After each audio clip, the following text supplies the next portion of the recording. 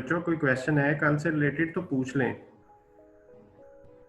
पर unit cost कैसे find करते हैं फिर सी मैं अभी बताता हूँ। ओके, प्रोसेस कॉस्टिंग की डेफिनेशन ठीक है, मैं अभी बताता हूँ। देखें, जिस तरह कॉस्टिंग सिस्टम जो है हमने ये डिफाइन किया था कि कॉस्टिंग सिस्टम से मुराद है हाउ टू कैलकुलेट कॉस्ट। तो कॉस्ट के कैलकुलेशन का जो तरीका है उसे कॉस्टिंग कहते हैं। हमने जॉब कॉस्टिंग पढ़ी तो उसमें हमने देखा कि जॉब की कॉस्ट को कैसे फाइंड करना है। फिर हमने बैच कॉस्टिंग पढ़ी तो पूरे बैच की कॉस्ट को हमने कंसीडर किया। प्रोसेस कॉस्टिंग में हम एक प्रोसेस की कॉस्ट फाइंड करेंगे। अब प्रोसेस किसको कहते हैं? A process is a sequential step. जैसे मैंने कल आपको शुगर मैन्युफैक्चरिंग की एग्जांपल दी थी, तो मैंने कहा था पहले शुगर केन से जूस निकलता है, उस जूस को एक सर्टेन टेम्परेचर तक बॉयल किया जाता है, फिर उससे ब्राउन शुगर बनाई जाती है, फिर ब्राउन शुगर से व्हाइट शुगर में कन्वर्ट किया जाता है। तो ये एक प्रोसेस है। यानी इसके अंदर पहला क्रशिंग वाला प्रोसेस आ गया, फिर बॉइलिंग, फिर ब्राउन शुगर बनाने का, फिर व्हाइट शुगर की तरफ हम गए। तो it means there are 4 processes. इसी तरह जब कपड़ा बनता है तो कॉटन से थ्रेड बनेगा, थ्रेड से कपड़ा बनेगा, फिर अगर कपड़े को डाई करना है तो फिर अगला स्टेप डाइंग होगा। तो इट मींस सीक्वेंशियल जो सीरीज है कि एक डिपार्टमेंट अपना काम करके आगे ट्रांसफर करता है, फिर उस पर फर्दर काम होता है। तो इस चीज को, इस इन्वायरमेंट को प्रोसेस इन्वायरमेंट कहते हैं। तो अब हर प्रोसेस की जो कॉस्ट फाइंड करनी होगी, उस कॉस्टिंग मेथड का नाम प्रोसेस कॉस्टिंग है। तो process costing very important topic. फिर हमने कल कुछ इसकी बेसिक्स पढ़ी, मैं आपको वो रिकॉल कराता हूं। हमने ये कहा कि हर प्रोसेस का सेपरेट प्रोसेस अकाउंट बनेगा। यानी अगर पहला प्रोसेस हुआ तो प्रोसेस 1 का प्रोसेस अकाउंट सेपरेट बनेगा, प्रोसेस 2 का सेपरेट बनेगा, प्रोसेस 3 का सेपरेट बनेगा। तो हमने हर प्रोसेस को सेपरेटली सेपरेटली कैलकुलेशंस करनी है। अब कैलकुलेशन किस तरह से की जाती है? 2 अप्रोचेस मैंने आपको कल बताई। एक प्रोसेस अकाउंट जो कि टी अकाउंट कहलाता है, लेजर बनाएंगे हम हर प्रोसेस का। और जो दूसरी अप्रोच है उसका नाम है कॉस्ट ऑफ प्रोडक्शन रिपोर्ट। तो ये 2 अप्रोचेस हैं। ये बेसिकली जो प्रोसेस अकाउंट है ये यूके स्ट्रीम को फॉलो करने वाले लोग बनाते हैं, और जो कॉस्ट ऑफ प्रोडक्शन रिपोर्ट है ये एक अमेरिकन अप्रोच है। लेकिन हमने दोनों पढ़नी है, हमारे सिलेबस में दोनों हैं, और एग्जामिनर की मर्जी है कि वो कौन सी चीज टेस्ट कर सकता है। जी 1 मिनट होल्ड कीजिएगा, मैं एक कॉल ले लूं।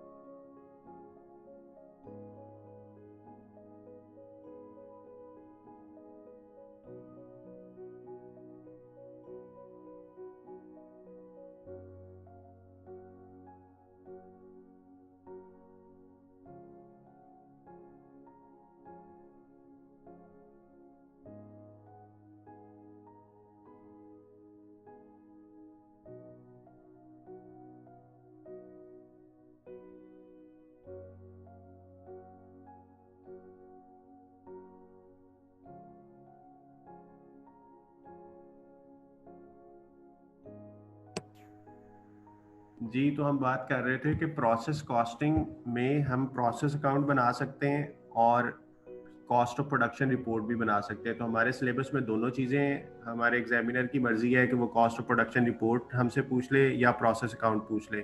तो दोनों काम हम कर सकते हैं और दोनों एक जैसे ही हैं, बस फॉर्मेट का फ़र्क है, एक में स्टेटमेंट बन जाती है और एक में टी अकाउंट बनता है।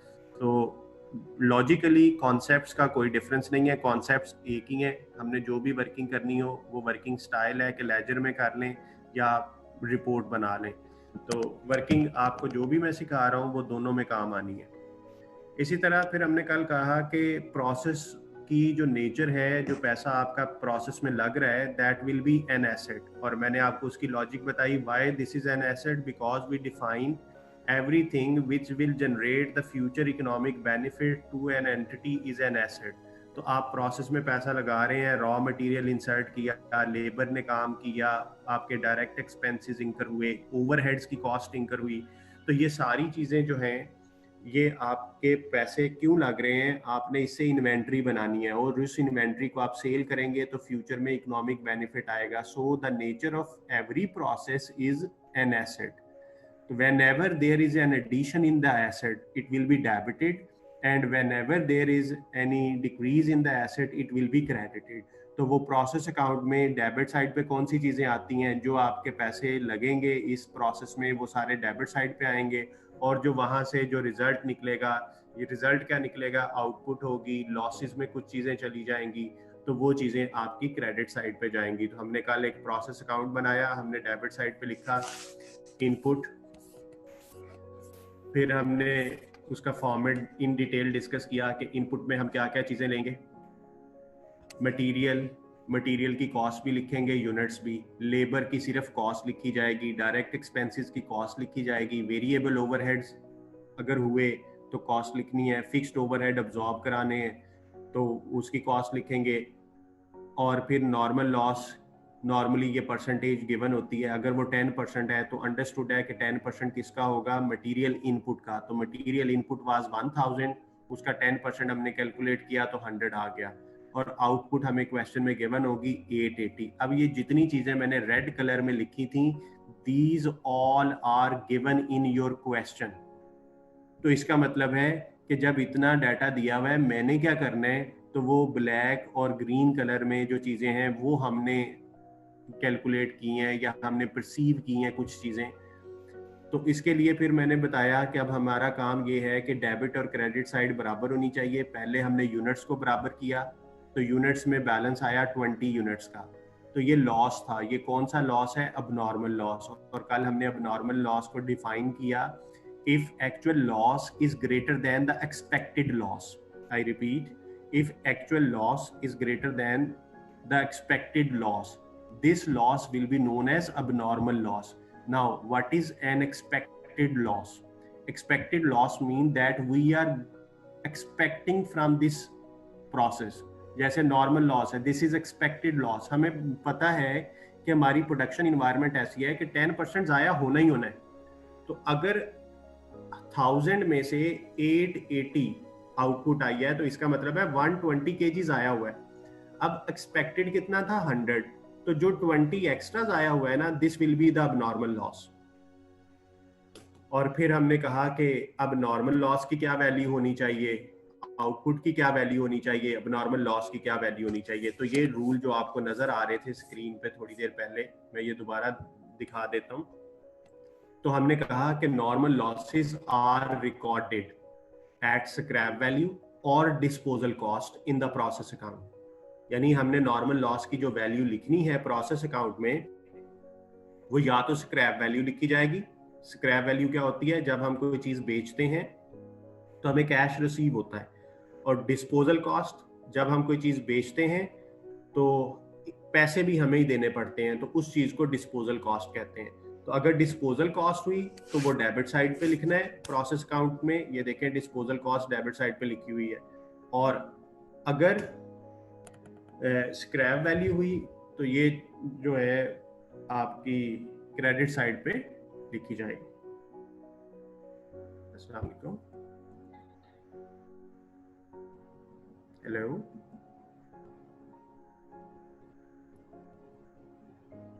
जी वालेकुम अस्सलाम।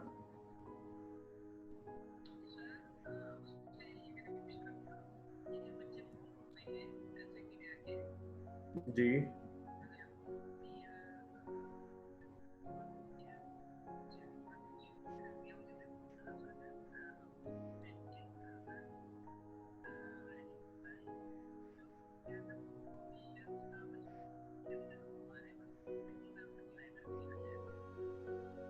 वो लेटर आ जाएगा, कोई मसला नहीं है। मैं इसमें क्लास पढ़ा रहा हूँ, फिर इसको बाद में डिस्कस कर लेते हैं, कोई मसला नहीं। जी जी जी जी जी, नो इशू नो।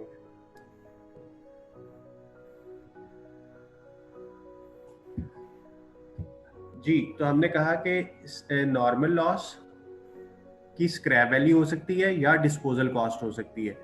तो स्क्रैप वैल्यू हुई तो वो क्रेडिट साइड पे आएगी। अब यहाँ से एक थ्योरेटिकल एमसीक्यू एग्जामिनर को मिल गया क्या, the scrap value of normal losses is credited to process account, true और फॉल्स। तो सही है, क्रेडिटेड टू प्रोसेस अकाउंट है स्क्रैप वैल्यू। और अगर यही स्टेटमेंट ऐसे हो जाए, the disposal cost of normal loss is debited to process account, this is also a true statement। तो यहाँ से देखें एमसीक्यू में किस तरीके से सवाल को पिक किया जा सकता है।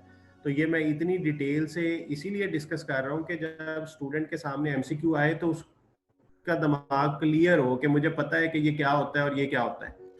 इसी तरह आउटपुट जो है उसकी क्या वैल्यू देनी है, तो वो हमने कल यहाँ पे कहा कि जो अबनॉर्मल लॉसेस हैं, abnormal loss is recorded at the cost equal to good output in the process account by using this formula.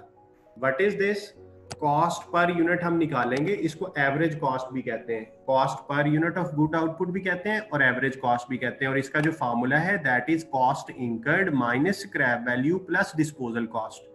अब मैंने आपको कल ये बताया था कि एक क्वेश्चन के अंदर स्क्रैप वैल्यू और डिस्पोजल कॉस्ट दोनों इकट्ठे नहीं हो सकते, या तो स्क्रैप वैल्यू होगी नॉर्मल लॉस की या डिस्पोजल कॉस्ट होगी। तो अगर डिस्पोजल कॉस्ट है तो वो ऐड होनी है, स्क्रैप वैल्यू है तो वो लेस होनी है। और मैंने आपको इसकी लॉजिक भी बता दी कि जो डिस्पोजल कॉस्ट है वो डेबिट साइड पे आ रही है, तो कॉस्ट इंकर्ड भी डेबिट साइड पे आती है, तो डेबिट डेबिट वाली चीजें ऐड हो जाएंगी। और स्क्रैप वैल्यू क्योंकि टी अकाउंट में क्रेडिट साइड पे होती है, इसलिए डेबिट और क्रेडिट आपस में लेस हो जाएंगे। तो ये उसी लॉजिक के तहत हमने इसको इस फार्मूला को बनाया और डिवाइड किससे किया, एक्सपेक्टेड आउटपुट से। और एक्सपेक्टेड आउटपुट क्या होती है हमें पता है, इनपुट माइनस नॉर्मल लॉस। और मैंने कल आपको एक्सपेक्टेड आउटपुट का फार्मूला भी बताया था। ये दो फार्मूलाज हैं जिनसे हम एक्सपेक्टेड आउटपुट कैलकुलेट कर सकते हैं।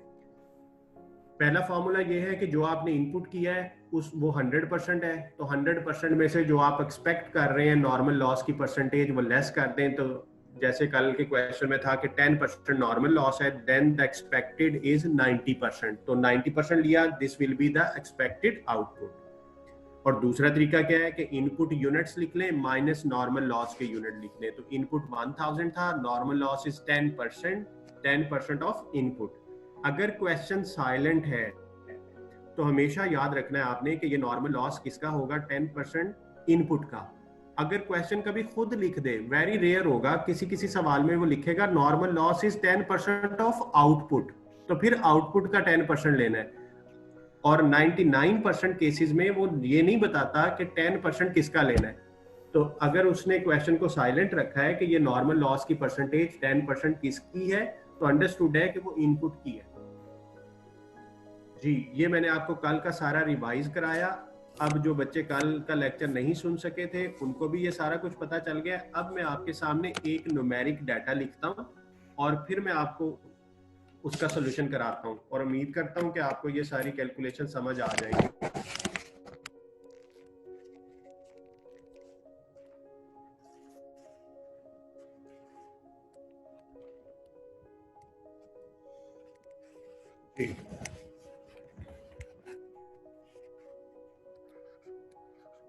डिटेल्स ऑफ अ प्रोसेस, क्या डिटेल्स है? ये प्रोसेस 2 का डाटा मैं आपके सामने लिख रहा हूं, यानी दूसरा प्रोसेस था ये किसी भी ऑर्गेनाइजेशन का।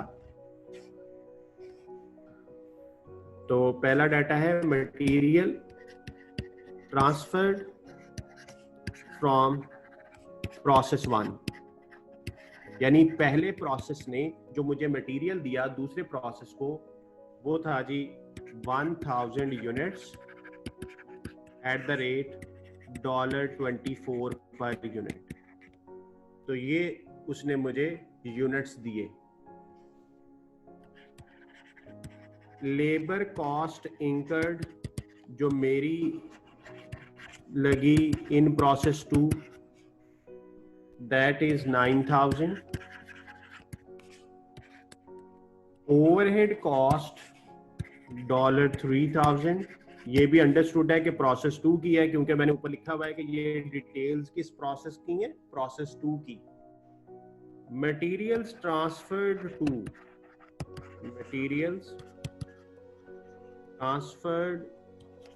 To process 3। तो प्रोसेस 3 को जो मैंने मटेरियल ट्रांसफर किए वो 1000 यूनिट्स है। अब हमने करना क्या है, रिक्वायर्ड। वैसे तो इस क्वेश्चन की असल रिक्वायरमेंट कुछ और है, लेकिन मैं आपको एक आसान सी रिक्वायरमेंट लिख देता हूं। Prepare the process account. Prepare the process account. किस प्रोसेस का अकाउंट बनाना है, जरा मुझे कमेंट बॉक्स में बताइएगा, हमें कौन से प्रोसेस का अकाउंट बनाना है, प्रोसेस 1 का, 2 का या 3 का। ये डाटा आपके सामने मैंने एक क्वेश्चन का लिख दिया है। आपसे मैंने ये पूछा है कि मुझे सिर्फ ये बता दें कि मैंने कौन से प्रोसेस का टी अकाउंट बनाना है। जी शाबाश, प्रोसेस 2 का। Very good. अच्छा, प्रोसेस 2 का क्यों बनाना है? वैसे तो काफी बच्चों ने जवाब दे दिया है, लेकिन मुझे पता है कि कोई स्टूडेंट ऐसा जरूर होगा कि जो सोच रहा होगा कि यार 2 का ही क्यों बनाना है। क्योंकि देखो उसने लिखा हुआ था डिटेल्स ऑफ प्रोसेस 2। प्रोसेस 2 की डिटेल्स हैं, उसको 1 से भी कुछ मिला है और उसने 3 को भी कुछ भेजा है। इसका मतलब है हम प्रोसेस 2 में काम कर रहे हैं, तो हमें प्रोसेस 2 का टी अकाउंट बनाना है। अब हम प्रोसेस 2 का टी अकाउंट बनाते हैं। अब जिन्होंने टी अकाउंट की कल से प्रैक्टिस कर ली है, बना के उसका स्ट्रक्चर देख लिया था, उनको आज कोई मसला नहीं होगा, और जिन्होंने नहीं किया वो इंशाल्लाह अभी सीख जाएंगे। प्रोसेस अकाउंट कौन सा? Process 2। This is the debit side and this one is the credit side. जी, सबसे पहले क्या आना है, इनपुट। इनपुट कौन सी होगी, ये डाटा आपके सामने। देखो पहले प्रोसेस 1 होता होगा, फिर 2 होता होगा, फिर 3 की तरफ जाता है। इसका मतलब है जो हमें रिसीव हुआ ना पिछले प्रोसेस से, वो हमारी इनपुट है। जो हमें पिछले प्रोसेस से रिसीव हुआ वो क्या होगा, हमारे लिए इनपुट होगा। तो इसका मतलब है कि ये जो चीज थी, material transferred from process 1, this is input. तो इनपुट जो है यूनिट्स और टोटल कॉस्ट लिखनी होती है।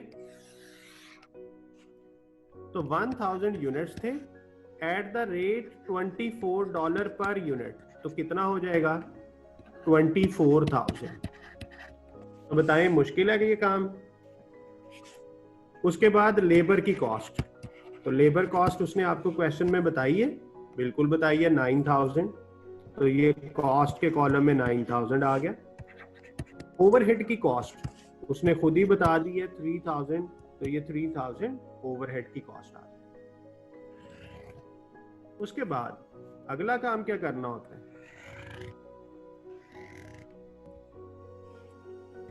क्रेडिट साइड पे भी वही 3 कॉलम बनते हैं, पर्टिकुलर्स, यूनिट्स और टोटल कॉस्ट।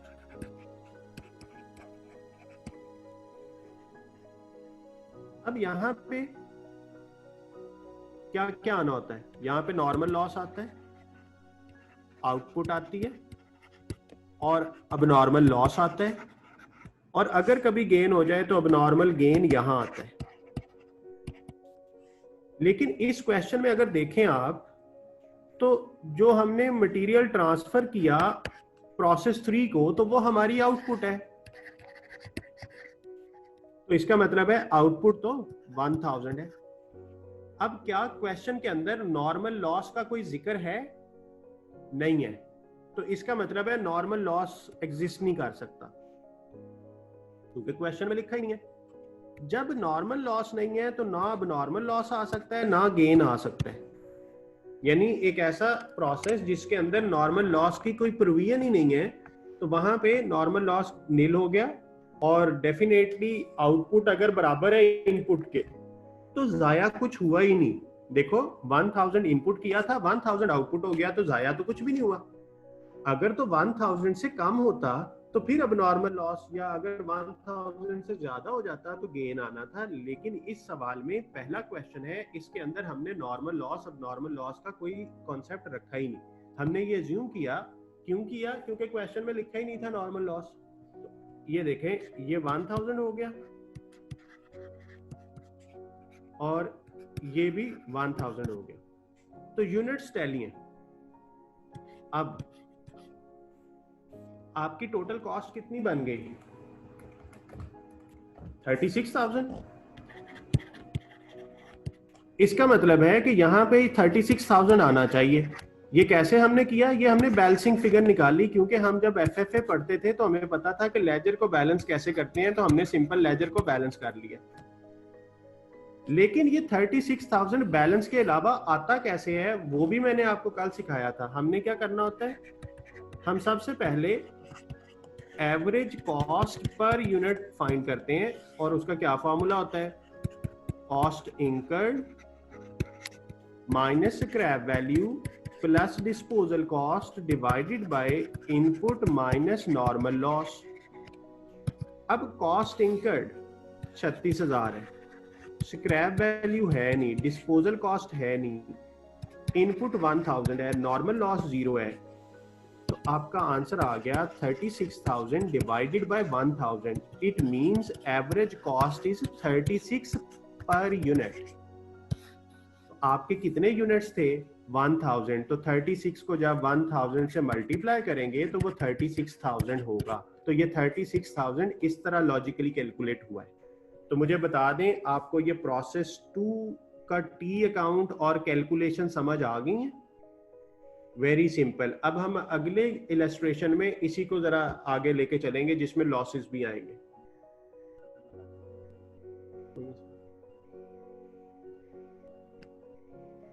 जी, यहां तक अगर आपका कोई क्वेश्चन है तो पूछ लें।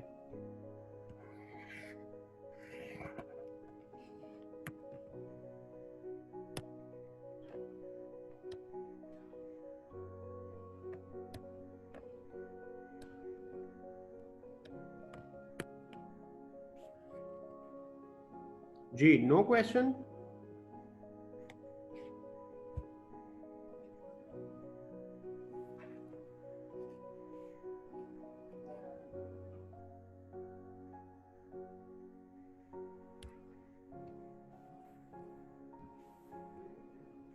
चलें एक और इलस्ट्रेशन करते हैं।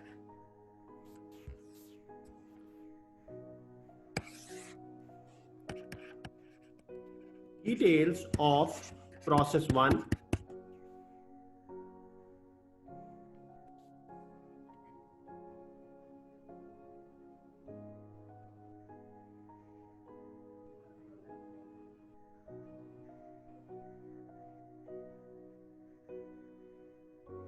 जी, मैंने बताया कि डेबिट और क्रेडिट को बराबर कर दें तो सही है, लेकिन हम ऐसा नहीं करेंगे, हम उसकी प्रॉपर कैलकुलेशन करेंगे, क्योंकि अभी मैं जो इलस्ट्रेशन कराने लगा हूँ इसमें नॉर्मल लॉस भी आ जाएगा, अब नॉर्मल लॉस भी आ जाएगा, तो फिर फिट नहीं ना कर सकेंगे।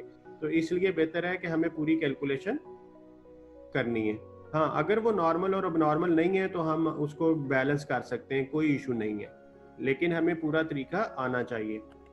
क्योंकि कभी कभी ना वो रिक्वायरमेंट में टी अकाउंट नहीं पूछता, वो एमसीक्यू देता है, वो कहता है एवरेज कॉस्ट पर यूनिट निकाल लें। तो आपने अगर ये तरीका ना सीखा तो फिर आप एमसीक्यू नहीं कर सकेंगे।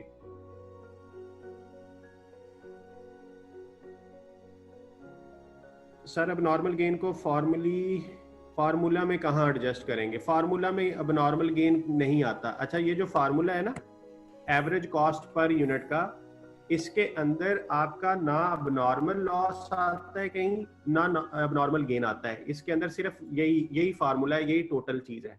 इसमें मैंने कोई चीज छुपाई नहीं है आपसे, ये कंप्लीट फार्मूला है। अच्छा जी, अब अगला सवाल एक देखते हैं नॉर्मल लॉस जिसमें हो, सपोज करें कि मटेरियल इनपुट जो हमने किया प्रोसेस 1 में वो 1000 यूनिट्स हैं और इनकी जो कॉस्ट है वो $10,000 है। ये उसने टोटल ही दे दिया है। पिछले सवाल में पर यूनिट कॉस्ट दी थी, अब उसने टोटल कॉस्ट दे दिया। लेबर कॉस्ट जो है वो क्वेश्चन में बता दी गई 8000, ओवरहेड कॉस्ट भी क्वेश्चन में बता दी 6000। Normal loss is 4% of input. उसने क्वेश्चन में खुद ही बता दिया है कि इनपुट का 4% है, तो ये काम और आसान हो गया, हमें सोचना ही नहीं पड़ा कि किसका 4% लेना है। एक्चुअल आउटपुट उसने 960 यूनिट्स बता दिए और कहता है प्रोसेस अकाउंट बना दें। प्रोसेस अकाउंट हमने बनाना है, तो बनाते हैं, बहुत आसान है। इनपुट लिखें सबसे पहले, 1000 यूनिट्स थे और कॉस्ट उसने टोटल में हमें बता दी कि कितनी कॉस्ट है, 10,000। लेबर की कॉस्ट उसने हमें बता दी 8000, ओवरहेड की कॉस्ट बता दी 6000। तो ये देखें, ये काम मुश्किल तो नहीं है ना, बड़ा आसान है कि हमें पता है कि जो एडिशन हो रहा है इस प्रोसेस में वो डेबिट साइड पे आएगा और जो इस प्रोसेस से निकलेगा वो क्रेडिट साइड पे आएगा। तो यहाँ पे यूनिट्स और टोटल कॉस्ट। सबसे पहले क्या आना होता है, नॉर्मल लॉस। नॉर्मल लॉस की परसेंटेज 4% है। किसका 4%? लिखा हुआ है क्वेश्चन में इनपुट का, तो इनपुट का 4% ले लें, 40 यूनिट्स आएगा और आउटपुट उसने बताई हुई है 960। तो इसका मतलब है कि ये तो 1000 टैली हो गया। तो 1000 का टैली होना क्या बताता है कि अब नॉर्मल लॉस नहीं है, सिर्फ एक ही लॉस था जो कि नॉर्मल था। 40 यूनिट आपके जाया हुए हैं और वो होने ही थे, वो हमें ऑलरेडी एक्सपेक्टेड था। अब कॉस्ट आपकी कितनी बन चुकी है, 24,000। हमें ये पता है कि ये टोटल भी 24 होना चाहिए। अब मुझे ये बताइएगा कि ये जो स्क्रैप वैल्यू के 40 यूनिट्स हैं, इनकी मैं यहाँ पे वैल्यू क्या लिखूं? मुझे कमेंट बॉक्स में बताएं कि ये जो स्क्रैप वैल्यू है, सॉरी स्क्रैप यूनिट्स हैं 40, इनकी मैं कॉस्ट के कॉलम में जहां क्वेश्चन मार्क लगाया है यहाँ पे मैं क्या लिखूं?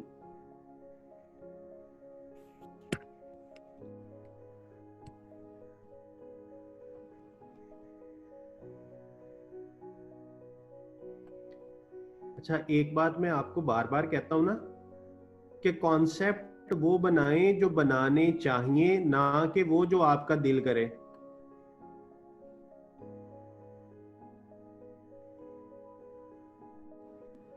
अब आपको मैंने कल का बेटा एक रूल लिखवाया हुआ है, आज भी उसे बड़ी डिटेल से डिस्कस किया है। मैं अब आपको वो रूल दिखाता हूं। ये बात मैं आपसे पूछ रहा हूं कि नॉर्मल लॉस को किस पे लिखते हैं। अब आप जरा ये पढ़ें, अपनी लोकल लैंग्वेज में ट्रांसलेट करें और फिर मुझे बताएं कि क्या मतलब है इसका। तो मुझे 40 के सामने क्या लिखना है? मेरा सवाल वही है, सीधा साधा सवाल, कि 40 के सामने मैं क्या लिखूं। आपने किस रूल की बेस पे लिखना है? इस पहले रूल की बेस पे।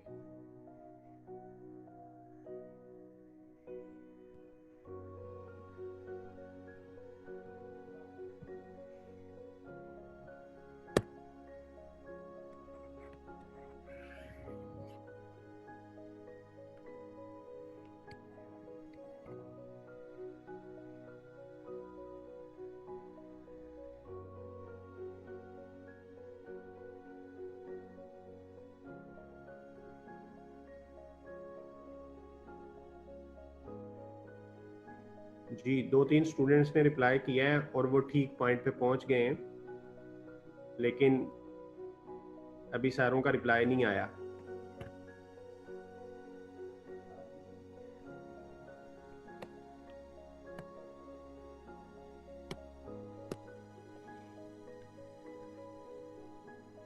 फैजान हमजा, आप आंसर बताएं मुझे, इसका क्या आंसर होना चाहिए? फैजान हमजा।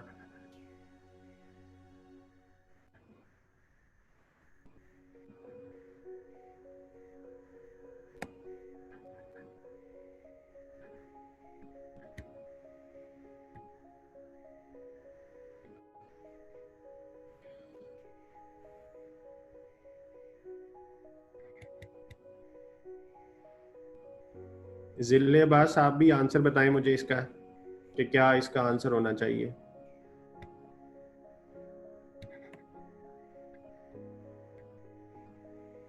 सायरा जुबैर, आप भी बताएं।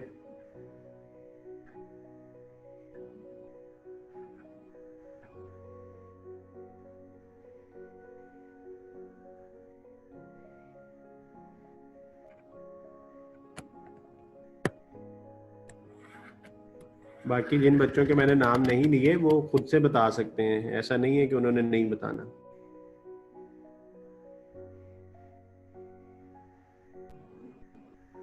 जिले अब्बास, आपका आंसर नहीं आया अभी।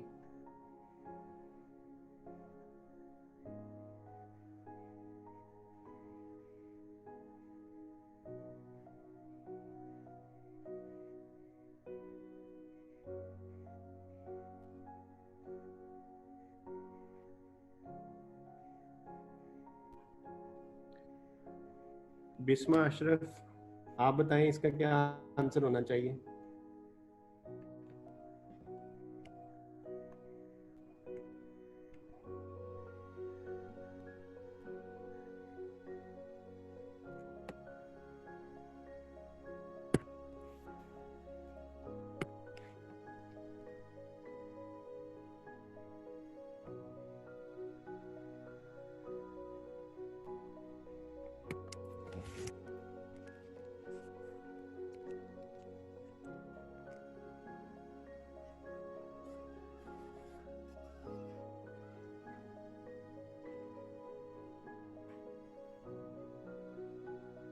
तो बच्चों, जब मैं आपसे पूछता हूँ कि आपको क्लियर है सब, तो आप कहते हैं क्लियर है।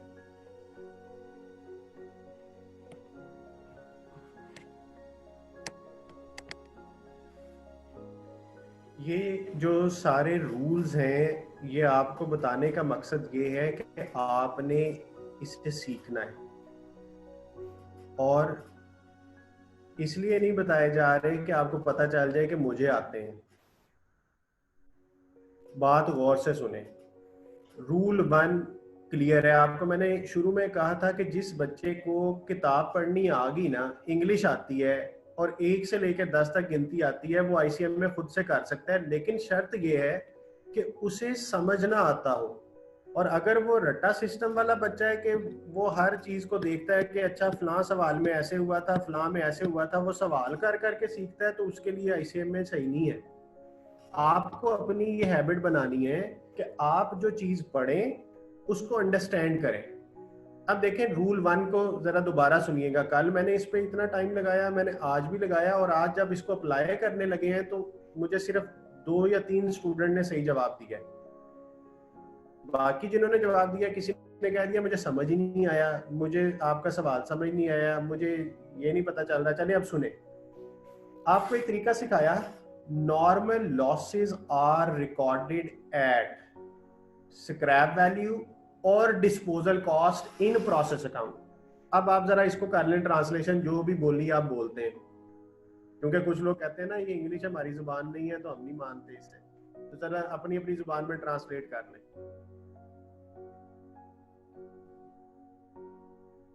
चले मैं अपनी जुबान में ट्रांसलेट करता हूं कि नॉर्मल लॉसेस को हम रिकॉर्ड करेंगे प्रोसेस अकाउंट में, किस पे? अब उसका जवाब है स्क्रैप वैल्यू पे या डिस्पोजल कॉस्ट पे। तो इसका क्या मतलब बना कि मुझे प्रोसेस अकाउंट के अंदर नॉर्मल लॉस की जो वैल्यू लिखनी है वो वैल्यू या स्क्रैप वैल्यू हुआ करेगी या डिस्पोजल कॉस्ट हुआ करेगी। अब मुझे बताएं इसमें कोई मुश्किल काम है कि मुझे नॉर्मल लॉस को प्रोसेस अकाउंट के अंदर या स्क्रैप वैल्यू पे लिखना है या डिस्पोजल कॉस्ट पे लिखना है, इनके अलावा मैंने किसी चीज पे नहीं लिखना। अब वो बच्चे जो मुझे आंसर दे रहे हैं कि एवरेज कॉस्ट पर यूनिट पे लिख लें, अब उनका थप्पड़ बनता है कि नहीं? जब आपको एक रूल सिखा दिया कि बेटा ये रूल है, नॉर्मल लॉस को इस पे फॉलो करना है, इस पे लिखना है, तो आपने उसी पे लिखना है। अब अगर आप नॉर्मल को अब नॉर्मल ट्रीट करेंगे तो उस बंदे को गुस्सा नहीं आएगा। तो इसी तरह आप अब नॉर्मल लॉस वाला रूल नॉर्मल पे लगा रहे हैं, तो ये रूल आपके लिए है। मैं तो ना भी लिखता, मुझे तो पता था। तो ये रूल अप्लाई करना है कि नॉर्मल लॉस को किस पे लिखना है, स्क्रैप वैल्यू पे या डिस्पोजल कॉस्ट पे। तो अब क्वेश्चन के अंदर अगर स्क्रैप वैल्यू हुई तो लिखेंगे, डिस्पोजल कॉस्ट हुई तो लिखेंगे, नहीं है तो जीरो है। तो जिन्होंने मुझे जीरो का आंसर बताया था, शाबाश, ठीक है, zero is the right answer.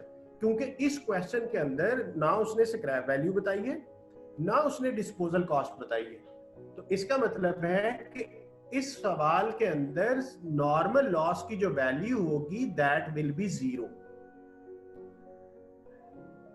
Normal loss को एवरेज कॉस्ट पर यूनिट पे चार्ज नहीं करना, ये रूल लिखा हुआ है, रूल 1।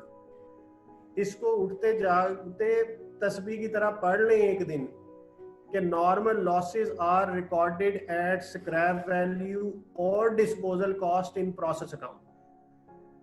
फेल होने के लिए जरूरी नहीं होता कि आपको एक चीज पढ़ाई ना जाए, बार बार पढ़ाई जाए और आप याद ना कर सकें तो भी क्वेश्चन गलत हो जाएगा। अब बताएं मुझे किसको रूल 1 समझ नहीं आया? मैं कमेंट्स में वेट कर रहा हूं।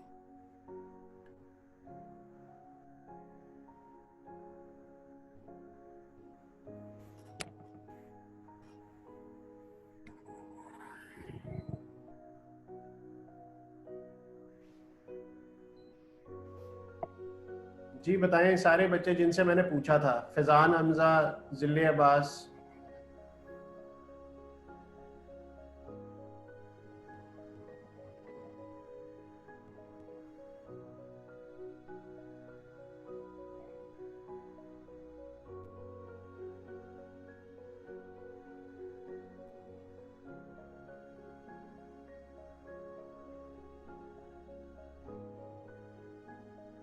मोहम्मद हसन खान ने पूछा है, सर स्क्रैप वैल्यू की कॉस्ट और डिस्पोजल की कॉस्ट किस फॉर्म में मिलेगी? यार वो डाटा ही दिया होगा, वो लिखा होगा कि scrap value of normal loss is this या disposal cost of normal loss is this, किसी स्पेशल शक्ल में नहीं मिलेगी, वो लिखा होगा, एक स्ट्रेट फॉरवर्ड है। तो आप वेट करें, अभी सारे सिनेरियो आएंगे। जितनी आपकी वॉन्डरिंग वाले क्वेश्चंस है ना कि अगर ऐसा हो जाए ऐसा हो जाए, तो ये चैप्टर बड़ा लंबा चैप्टर है, इसमें 1 बाय 1 हमने सारा कुछ कर लेना है। सिर्फ उस पर फोकस करें जो मैं आपको करवा चुका हूँ।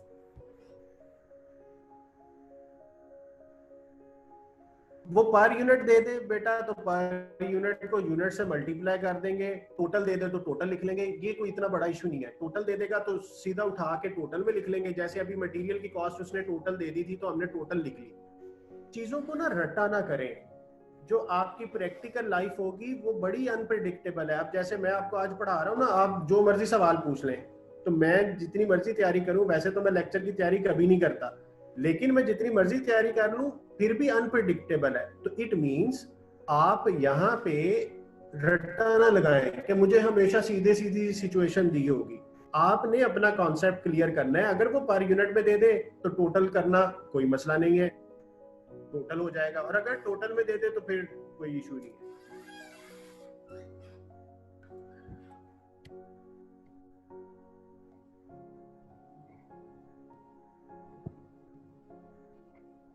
जी अब क्लियर है? अब मैं आगे चलूं। इस सवाल में बिल्कुल स्क्रैप वैल्यू क्वेश्चन में नहीं दी हुई, क्योंकि मैं क्वेश्चन आपके सामने स्क्रीन पे कर देता हूं। ये क्वेश्चन हम कर रहे हैं जी, बिल्कुल। अब देखें इस सवाल के अंदर ये क्वेश्चन का डाटा है ना, क्या स्क्रैप वैल्यू दी हुई है? देख लें, मटेरियल है, लेबर है, ओवरहेड है और नॉर्मल लॉस है, अब नॉर्मल लॉस है।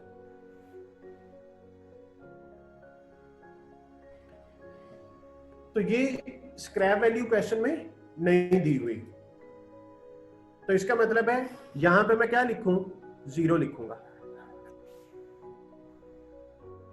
तो इट मींस ये जो आउटपुट है, ये 24,000 सारे का सारा जो है ये मैंने यहां ही लिखना है। और ये कैसे आया? Balancing figure. लेकिन मैं आपको इसका फॉर्मूला भी करवा चुका हूं कि हमें पर यूनिट कॉस्ट लेनी है, average cost per unit. Average cost per unit का जो फॉर्मूला है वो है कॉस्ट इंकर्ड, जो कि 24,000 है, माइनस स्क्रैप वैल्यू, और अगर डिस्पोजल कॉस्ट होती तो वो ऐड होना था, लेकिन इस क्वेश्चन में नहीं है, divided by input minus normal loss. अब इसमें वैल्यूज पुट करते हैं। जब हम इसमें वैल्यूज को पुट करेंगे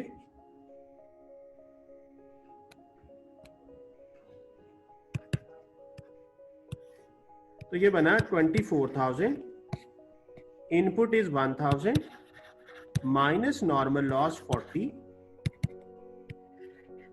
24,000 divided by 960। What is the average cost per unit? 25।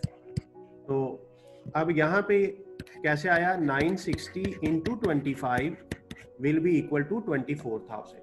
जी अब बता दें, आपको ये कैलकुलेशन समझ आ गई है? कोई इशू तो नहीं है? अगर समझ आ गई है तो अभी एक और सवाल ट्राई करते हैं।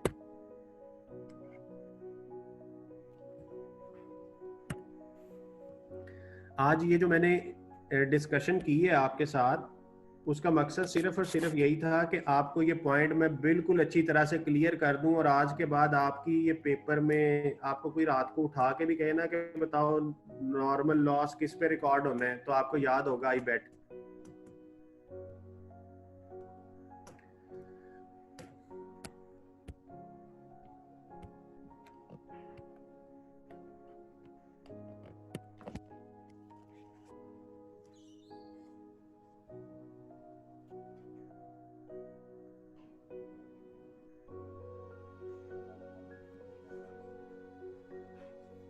जी क्लियर है जी? मैं फिर एक और इलस्ट्रेशन लिखूं, डाटा लिखूं नया?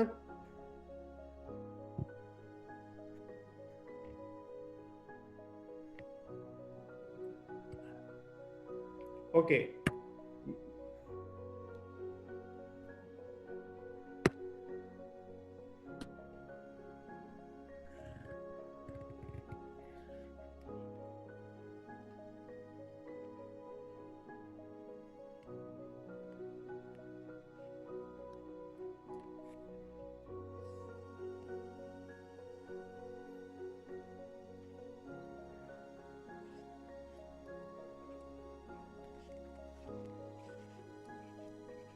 input material 1,000 units at the rate $10 per unit.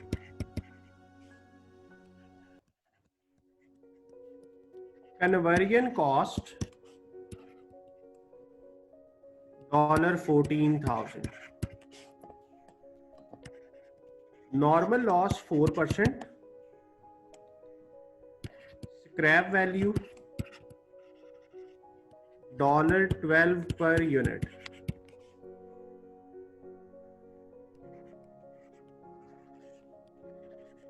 Actual output 960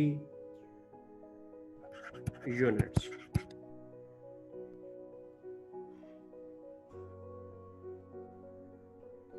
average cost per unit निकालनी है, या चले हम अभी टी अकाउंट ही बनाते हैं, उसके अंदर एवरेज कॉस्ट तो निकल लिया आनी होती है। इनपुट लिखेंगे 1,000 units at the rate 10 per unit, तो 10,000 हो जाएगा total. Conversion cost, conversion cost क्या होती है? कमेंट बॉक्स में बताएं जी। Conversion cost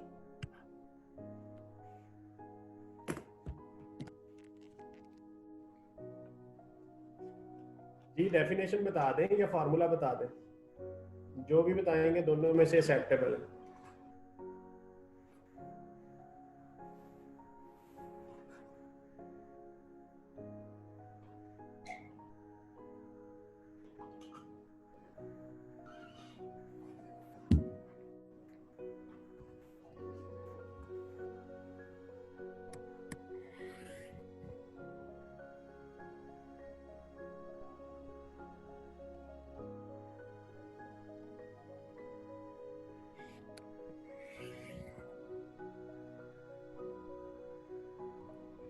ji cost incur to convert raw material into finish goods सही हो गया, और फार्मूला भी बता दिया मुझे एक दो स्टूडेंट्स ने कि labour plus overhead plus direct expenses, direct labour, direct expenses और ओवरहेड्स तीनों का सम कन्वर्जन कॉस्ट होता है, या लेबर प्लस ओवरहेड भी कह सकते हैं, लेकिन अगर क्वेश्चन में डायरेक्ट एक्सपेंसेस दिए हों तो फिर डायरेक्ट एक्सपेंसेस भी आने होते हैं कन्वर्जन कॉस्ट में। तो इसका मतलब है इस यहाँ पे उसने मुझे ना लेबर और ओवरहेड लहदा की बजाय इकट्ठे दे दिए कन्वर्जन कॉस्ट। नॉर्मल लॉस 4%, तो 4% कितना बनता है 40, और आउटपुट कितनी बनी 960। तो ये टी अकाउंट है, इसकी डेबिट साइड 1000 हो गई, ये भी 1000 हो गया। तो अगेन इस क्वेश्चन में अब नॉर्मल लॉस अराइज नहीं हुआ, ये 24,000 हुआ, यहां भी 24,000 ही होना है। अब बताइए स्क्रैप वैल्यू के सामने मैं क्या लिखूं, स्क्रैप वैल्यू के सामने मैं क्या लिखूं, 40 के सामने जो क्वेश्चन मार्क है यहां पे मुझे क्या लिखना है, मुझे बताएं।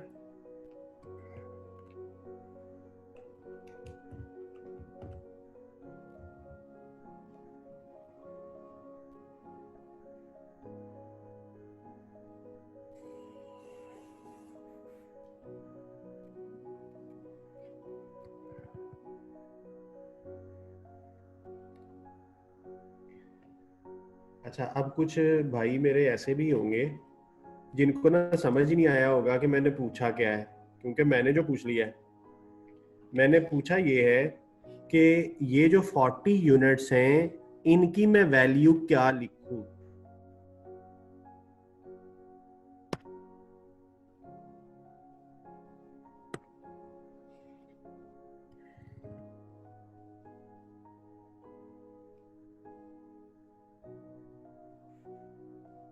फोर्टी 49 में से ना मुझे सिर्फ 4-5 स्टूडेंट्स एक्टिवली जवाब देते हैं, बाकी भी अपने आप को थोड़ा एक्टिव रखा करें और कैलकुलेटर अपने पास रखें और मुझे जवाब बताया करें। जी तो ये 40 थे नॉर्मल लॉस के यूनिट्स। अब हमें पता कि नॉर्मल लॉस को किस पे रिकॉर्ड करते हैं, स्क्रैप वैल्यू पे। स्क्रैप वैल्यू ये दी हुई है 12 पर यूनिट, तो 40 को 12 से मल्टीप्लाई करें, दिस विल बी 480।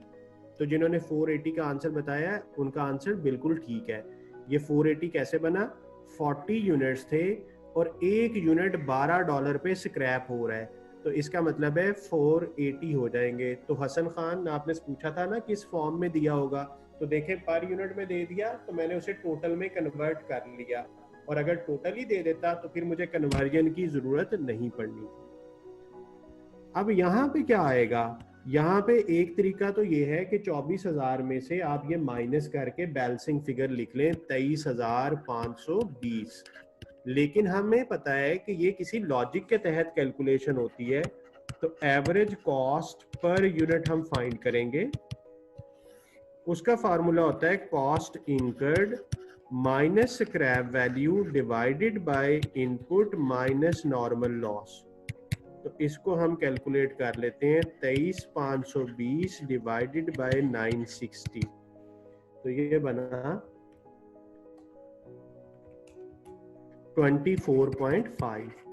तो ये एवरेज कॉस्ट बनी, तो उसको जब 960 से ज़रब देंगे तो वो ये आ जाएगा।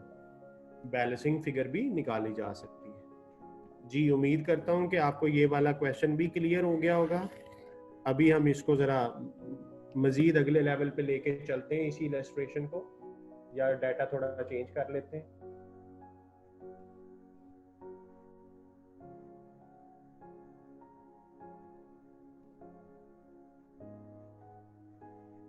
जी क्लियर है?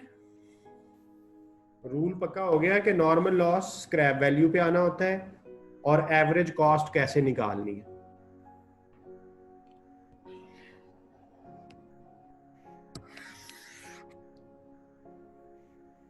ओके, मैं डाटा लिखता हूं।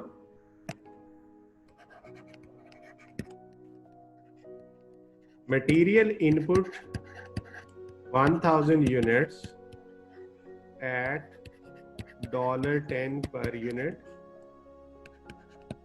normal loss 4%, scrap value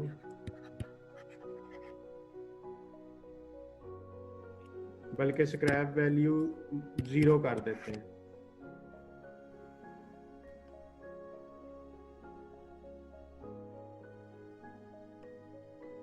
output 944 units, conversion cost $14,000। वही मासूम रिक्वायरमेंट, प्रिपेयर प्रोसेस अकाउंट।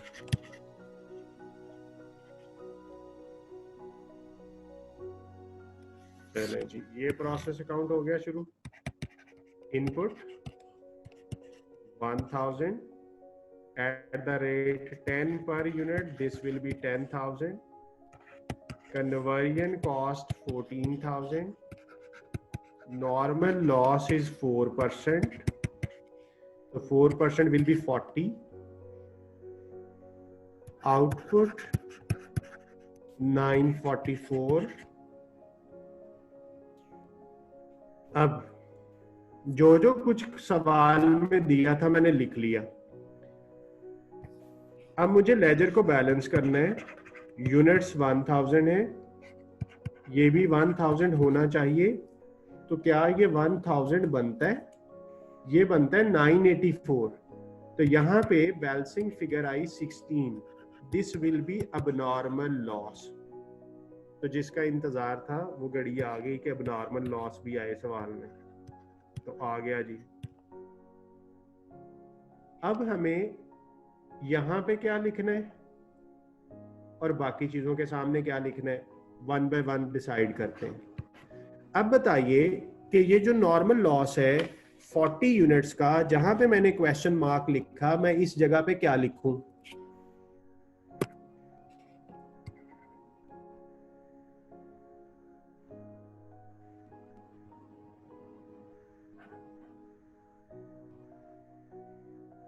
जी, स्क्रैप वैल्यू पे लिखना होता है नॉर्मल लॉस को, और स्क्रैप वैल्यू क्वेश्चन में क्या लिखी हुई है?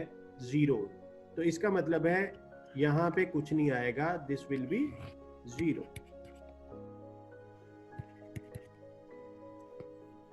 ओके, अब इसको पहले डिसाइड कर लेते हैं, अब नॉर्मल लॉस को। जी, अब नॉर्मल लॉस को किस रेट पे लिखना होता है? तो इसका मैंने आपको रूल बताया था, रूल 2। अब मैं जरा आपको रूल 2 भी बता देता हूं। जिस तरह मैंने रूल 1 को बताया था, उसी तरह ये रूल 2 था। अब normal loss is recorded at the cost equal to good output. क्या मतलब बना इसका आपकी जुबान में? कि अब नॉर्मल लॉस को हम रिकॉर्ड करेंगे उसी रेट पे जिस पे गुड आउटपुट को लेना है, and bye using this formula. तो इसका मतलब है जो रेट आएगा उसी रेट पे अब नॉर्मल लॉस को कॉस्ट देनी है। तो पहले फिर मुझे रेट निकालना पड़ेगा, और उस रेट का फॉर्मूला था average cost per unit is equal to cost incurred minus scrap value plus disposal cost divided by input minus normal loss. Expected output भी कहते हैं इसको। Cost incurred is 24,000 minus 0 divided by 1000 minus 40. This will be 24,000 divided by 960. This will be the per unit average rate. 25. तो इसका मतलब है अब normal loss किस रेट पे चार्ज होगा? अब 16 यूनिट है और रेट 25 आया, 16 into 25, दिस इज 400. तो 944 यूनिट्स है, उनको भी रेट कौन सा देना है? यही वाला. तो ये बना 23,600. अब इस कॉलम का टोटल करें, क्या 24,000 बनता है? बिल्कुल बनता है. 23,600 और 400 ऐड होके 24,000 हो जाएगा. जी मुझे बताइए कि आपको ये कैलकुलेशन समझ आ गई है? अब इस सवाल के अंदर अब नॉर्मल लॉस भी था, नॉर्मल लॉस भी था, अब नॉर्मल लॉस भी था.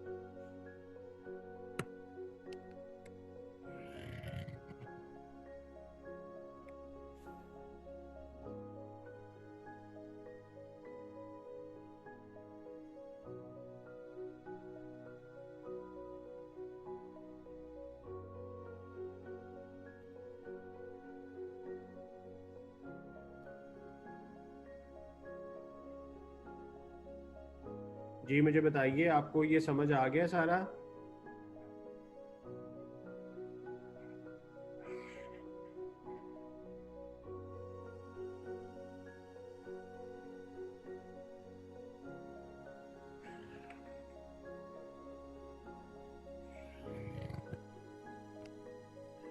जी ठीक है, अब हम ब्रेक करते हैं. पैनलिस्ट में से मुझे कुछ सुन रहे हैं?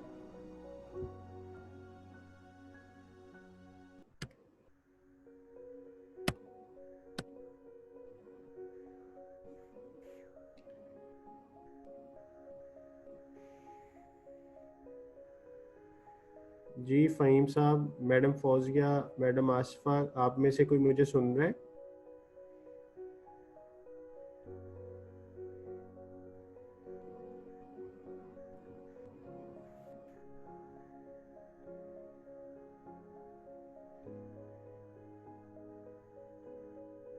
बच्चों आप ब्रेक कर लें, ब्रेक के बाद हम इंशाल्लाह इसको दोबारा आगे चलाते हैं. जी स्टार्ट करते हैं जी.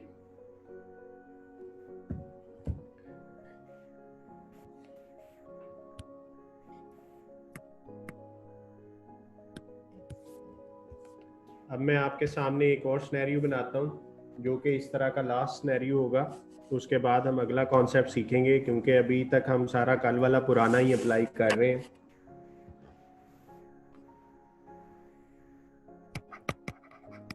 Input material 1000 units at the rate $10 per unit. Conversion cost is 14,000.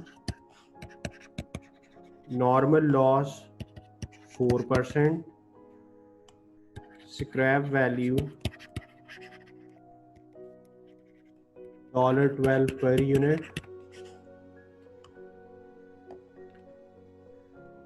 Output 980 units. वही इनोसेंट सी रिक्वायरमेंट है, prepare the process account.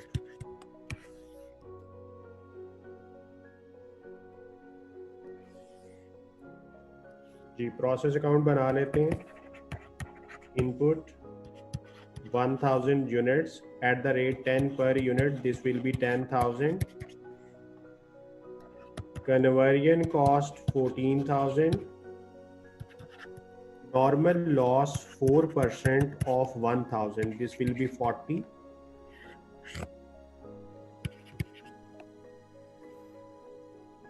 Output 980.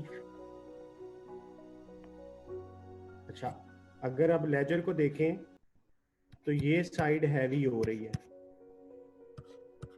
तो ये भी 120 होना चाहिए. अब ये कल बताया था कि इसका नाम होगा अब नॉर्मल गेन, और वो कितना बन रहा है? 20 का. ये अब नॉर्मल गेन कल बता दिया था कि abnormal gain का मतलब है कि आपका जो एक्चुअल लॉस हुआ ना वो आपकी एक्सपेक्टेशन से कम हुआ। बात गौर से सुनिएगा, एक्चुअल लॉस का क्या मतलब है। आपने प्रोसेस में 1000 यूनिट्स इनपुट किए, 980 आउटपुट हुई, तो एक्चुअल लॉस कितना हुआ? 20 यूनिट्स का। जबकि आपका एक्सपेक्टेड लॉस कितना था? 40 का। तो ये जो 20 कम हुआ है ना, इसी को abnormal gain कहते हैं। कल इसको हमने किया भी था, मैंने आपके सामने इसकी कैलकुलेशन भी कर दी है, और मैंने लेजर से आपको बता दिया कि फिर ये बैलेंसिंग फिगर डेबिट साइड पे आएगी। This will be treated as gain. अब हमें इस चीज को फिल करना है। हमें क्या क्या काम करना है? यहाँ पे क्या लिखें, यहाँ पे क्या लिखें, यहाँ पे क्या लिखें। अब सबसे पहले जो जो काम सीधा सीधा है उसे लिख लेते हैं। नॉर्मल लॉस किस पे रिकॉर्ड होता है? स्क्रैप वैल्यू पे। क्या क्वेश्चन में स्क्रैप वैल्यू दी हुई है? बिल्कुल दी हुई है। 12 इंटू 40 करें, दिस विल बी 480। वो लोग कहते थे कि हम लेजर को बैलेंस कर लें। अब वो लेजर को कैसे बैलेंस करें? यहाँ भी कुछ आना है डेबिट साइड पे और क्रेडिट साइड पे भी कुछ आना है। तो इसका मतलब है हमें एवरेज कॉस्ट पर यूनिट का फॉर्मूला यूज करना है। Average cost per unit is equal to cost incurred minus scrap value plus disposal cost divided by input minus normal loss. Cost incurred 24,000 minus 480 divided by input minus normal loss. This will be 23,520 divided by 960. The average rate is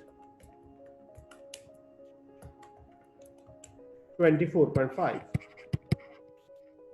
तो इसका मतलब ये हुआ कि आपकी पर unit cost 24.5 है, तो इसको आप 980 से मल्टीप्लाई करें तो ये आ गया जी 24,010।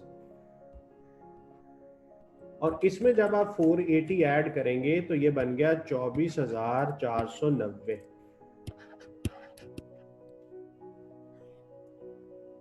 इसका मतलब है इधर भी यही होना चाहिए। तो यहां पे बैलेंसिंग फिगर निकलेगी 490।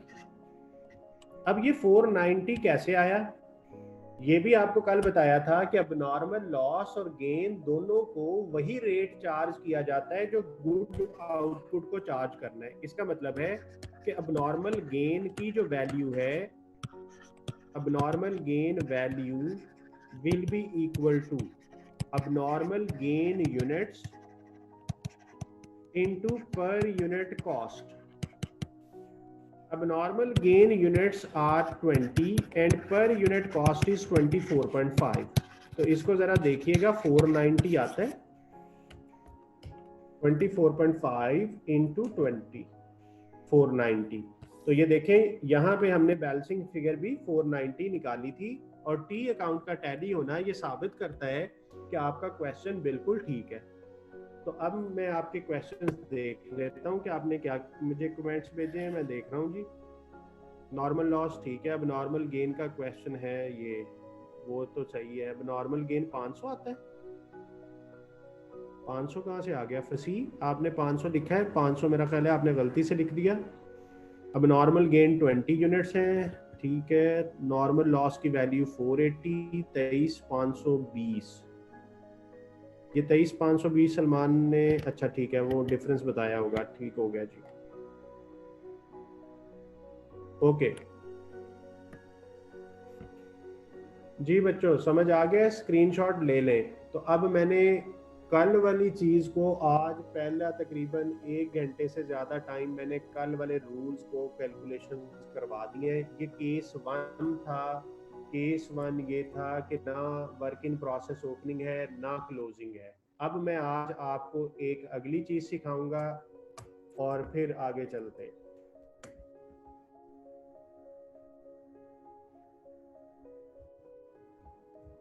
जी क्लियर है सबको?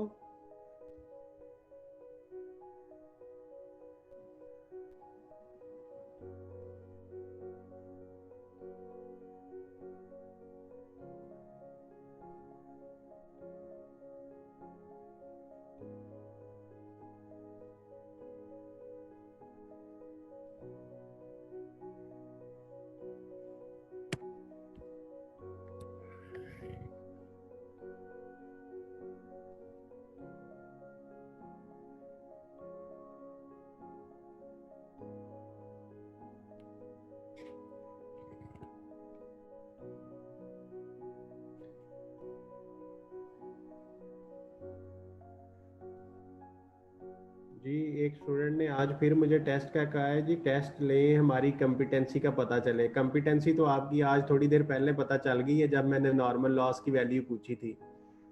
तो चलें टेस्ट में भी चेक कर लेते हैं। तो मुझे बता दें मार्जिनल एब्जॉर्प्शन का टेस्ट मैं ले लूँ इस वीक में, थर्सडे या फ्राइडे को?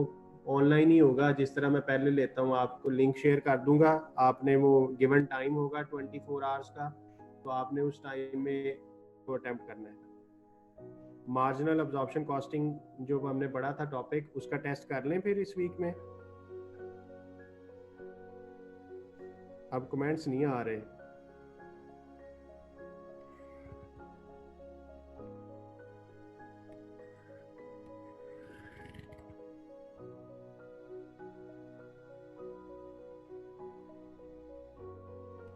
अच्छा ठीक है, लेकिन आपने ये ना प्रोसेस को भी साथ साथ याद रखना है। सम टाइम एक स्टूडेंट की साइकी ये होती है कि अच्छा अब टेस्ट ले लिया ना तो प्रोसेस को अगले हफ्ते देखी जाएगी, अभी पहले टेस्ट कर लें। इसको भी साथ साथ पढ़ना है, टेस्ट का अलहदा से रिवाइज करना है, वो तो पिछले टॉपिक है ना। तो इसलिए इसको आपने बैकएंड पे नहीं कर देना कि अच्छा प्रोसेस को अब अगले हफ्ते देखी जाएगी, अब ये हफ्ता तो याशी करो मार्जिनल एब्जॉर्प्शन पे।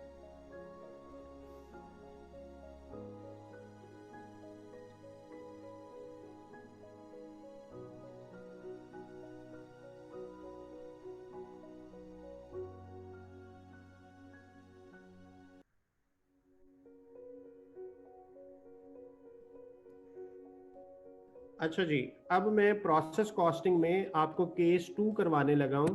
पहले मैंने आपको केस 1 करवाया था। केस 2,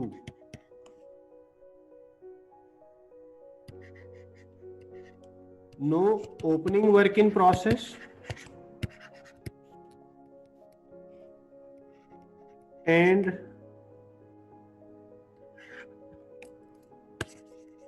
इसको इतना सिंपल ही रखते हैं, यानी ये एक ऐसा केस है जिसके अंदर ओपनिंग वर्क इन प्रोसेस नहीं होगा। केस 1 क्या था, जिन लोगों ने कल का शायद अभी जेन में नहीं आ रहा, तो केस 1 ये था, no opening work in process and no closing work in process. यानी अभी तक हमने जितने सवाल किए ना, उन सवालों में हुआ ये है कि जो भी इनपुट किया है या लॉस में कन्वर्ट हुआ है या आउटपुट हुई है, क्लोजिंग वर्क इन प्रोसेस कुछ नहीं था जितने भी हमने सवाल किए।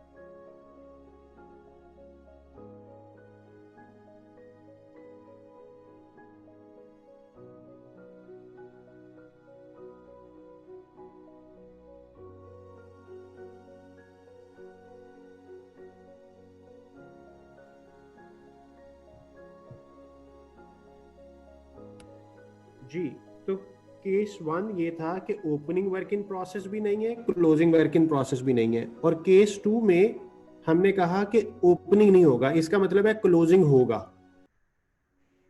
ठीक है, अब मैं आपको वो सिनेरियोज करवाने जा रहा हूं जिसमें इनपुट के अब कितने हिस्से बनेंगे, यानी जो भी हम मटेरियल इनपुट करेंगे उससे नॉर्मल लॉस हो सकता है, उससे अबनॉर्मल लॉस हो सकता है, या अबनॉर्मल गेन आ सकता है, उससे क्लोजिंग वर्क इन प्रोसेस भी होगा। This is the case 2। Normal loss, abnormal loss, closing work in process and output, यानी ये 4 चीजें हो सकती हैं इनपुट से। जबकि केस 1 में वर्क इन प्रोसेस का कोई कॉन्सेप्ट नहीं था, या नॉर्मल लॉस आता था, या अब नॉर्मल लॉस आता था, या गेन आता था, और आउटपुट आती थी। आप देख लें, आज हमने जितने भी क्वेश्चंस किए हैं सारे क्वेश्चंस में 3 चीजें ही आई हैं, नॉर्मल लॉस, अब नॉर्मल लॉस या गेन, और output. Closing work in process का कॉन्सेप्ट केस 1 में नहीं था। अब होगा ये कि जो हम प्रोसेस में इनपुट करेंगे वो during the accounting period 100% complete नहीं होगा, कुछ सेमी फिनिश्ड रह जाएगा। सेमी फिनिश्ड का मतलब है कि वो एक सर्टेन लेवल तक कंप्लीट हुआ होगा, बाकी चीजें अभी उसमें कंप्लीट होने वाली रहती होंगी, उसे अभी फिनिश गुड्स का नाम नहीं देंगे, इसलिए उसका नाम है वर्क इन प्रोसेस। जैसे हम शुगर की एग्जांपल को डिस्कस कर रहे थे, तो मैंने कहा कि व्हाइट शुगर बनने से पहले एक स्टेज होती है ब्राउन शुगर बनाना। तो जब ब्राउन शुगर बनी तो आप समझे आपका टाइम खत्म हो गया, अकाउंटिंग ईयर एंड हो गया, 30 जून आ गई।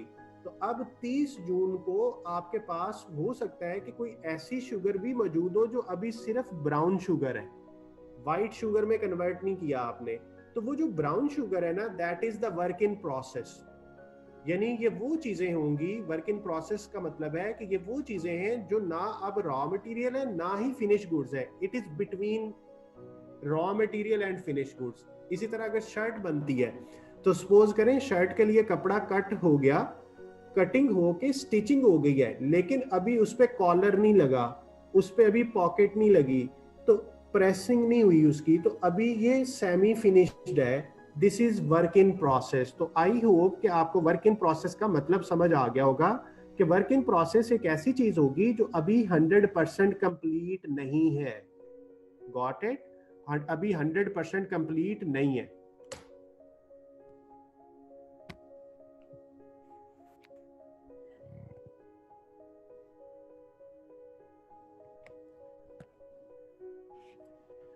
ओके, अब मैं केस 2 में आपको एक डाटा सबसे पहले लिखता हूं।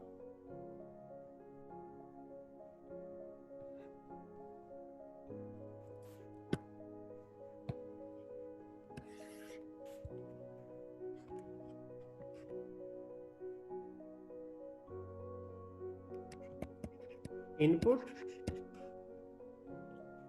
800 यूनिट्स। मैं फिगर चेंज कर रहा हूं क्योंकि हो सकता है बच्चे इतने मासूम हो के वो समझे शायद इनपुट हमेशा 1000 ही होना है, सर ने तो हर सवाल में 1000 ही लिया था।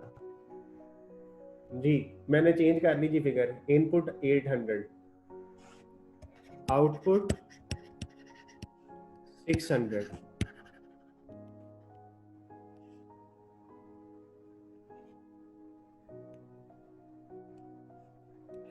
Closing work in process 200 units.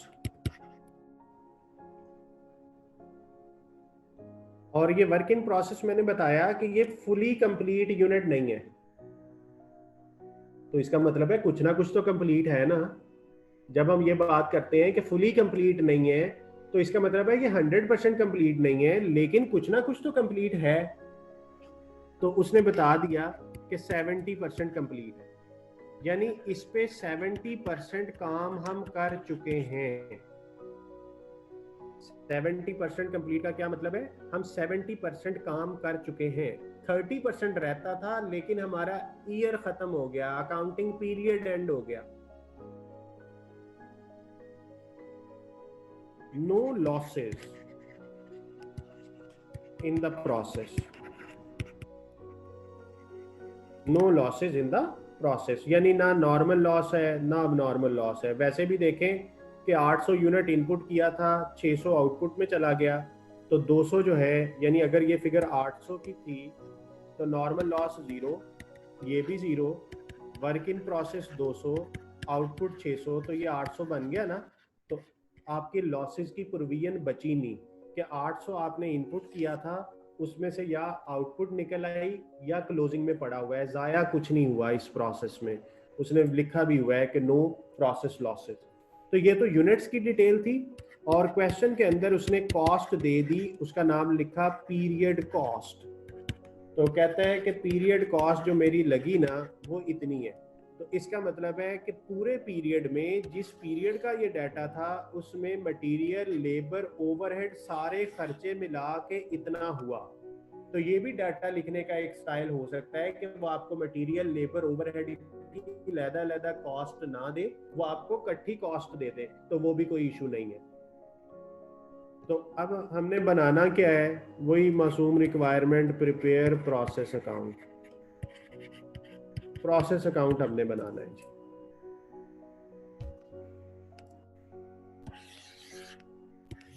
तो ये प्रोसेस अकाउंट हो गया।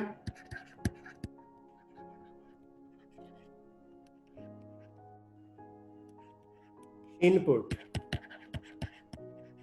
800 और कॉस्ट है 4440।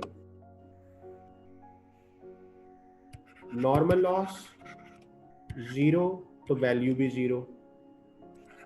Output 800, closing work in process 200, sorry output is 600। It means ये 800 यूनिट्स टैली हो गए हैं इसके साथ। ये 4440 है, ये भी 4440 होना चाहिए, लेकिन कितना यहां लिखूं कितना यहां लिखूं।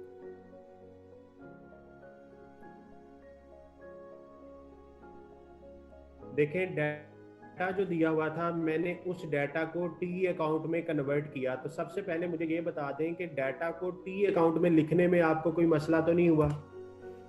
सिंपल है, वही पुराना रूल के इनपुट डेबिट साइड पे आती है, लॉसेस क्रेडिट साइड पे आते हैं, आउटपुट क्रेडिट साइड पे आएगी, और एसेट का क्लोजिंग बैलेंस भी क्रेडिट साइड पे जाता है, आपको पता है। तो ये क्लोजिंग बैलेंस आ गया। अच्छा, क्लोजिंग के यूनिट्स हमने 200 ही लिखे हैं, तो ये 800 हो गया, और ये टैली है। अब हमें फाइंड दो चीजें करनी है, आउटपुट के सामने कितनी कॉस्ट लिखी जाए और वर्क इन प्रोसेस के सामने कितनी कॉस्ट लिखी जाए। अब मुझे आपकी तवज्जो चाहिए, क्योंकि पहले जो काम मैंने अभी तक किया है ये आपको आता था, इसमें कोई नई चीज नहीं है। अब बात गौर से सुन लें, जिन्होंने रिकॉर्डिंग सुननी है वो टाइम नोट कर लें, क्योंकि अब आपको हो सकता है कि रिकॉर्डिंग सुनने की जरूरत पेश आए। तो इस टाइम से आपने रिकॉर्डिंग भी सुननी है कम से कम एक दफा। जहां पे वर्क इन प्रोसेस आएगा वहां पे आपने इक्विवेलेंट यूनिट्स बनाने। इक्विवेलेंट यूनिट, अब ये इक्विवेलेंट यूनिट क्या है पहले ये समझना है हमने, फिर हमें पता चलेगा कि इक्विवेलेंट यूनिट्स बनाने कैसे हैं। एक चीज को अंडरस्टैंडिंग होगी तो फिर अगली काम करेंगे ना। तो मैंने क्या वर्ड बोला, हमें इक्विवेलेंट यूनिट्स बनाने।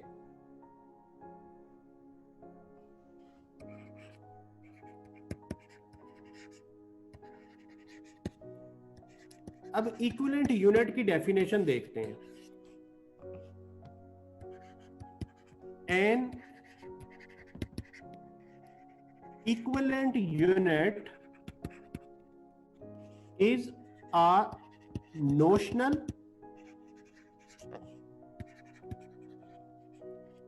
whole unit that we assume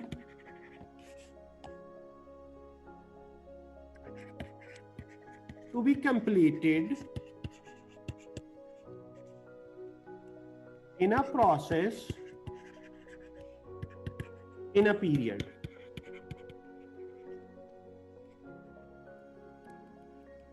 basically definition इतनी है। ये जो दैट इज के बाद है ना, यानी दैट इज जो है ये मैं आपको एक्सप्लेनेशन के लिए लिखा है मैंने। अब क्या चीज है? Equivalent unit is a notional whole unit. Notional का मतलब क्या होता है? NOTIONAL, notional. नोशनल का मतलब होता है फर्जी तौर पे। ये स्क्रीन पे देखिएगा,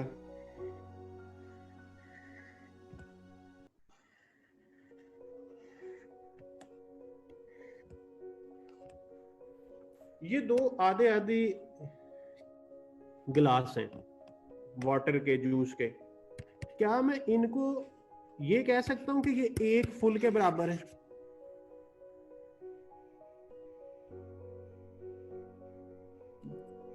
ठीक है, यानी ये बेसिकली दो आधे आधे ही थे, लेकिन हमने इसको अज्यूम कर लिया कि ये एक पूरे के बराबर है। अब यहां से हमने सीखा क्या कि ये जो एक फुल हमने अज्यूम किया है ना, this is equivalent unit, EU।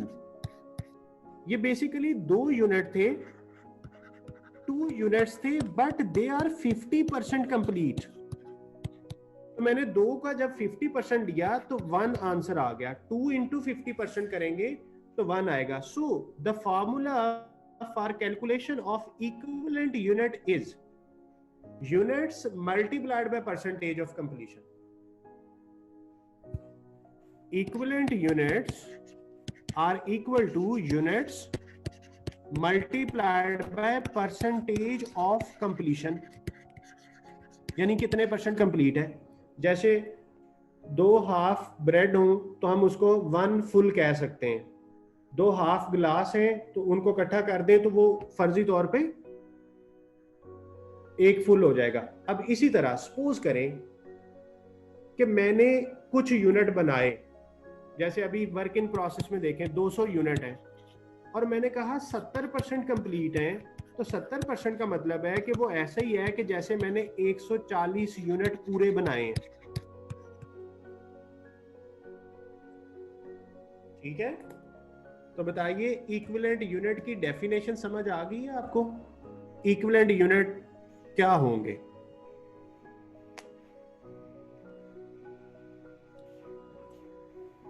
ये मैंने अभी आपको बिल्कुल सिंपल कॉन्सेप्ट बताया है, अभी मैंने इसको कंप्लीट नहीं किया, अभी सिर्फ इसका मीनिंग और इसकी एक आसान सी इलस्ट्रेशन आपको बताइए।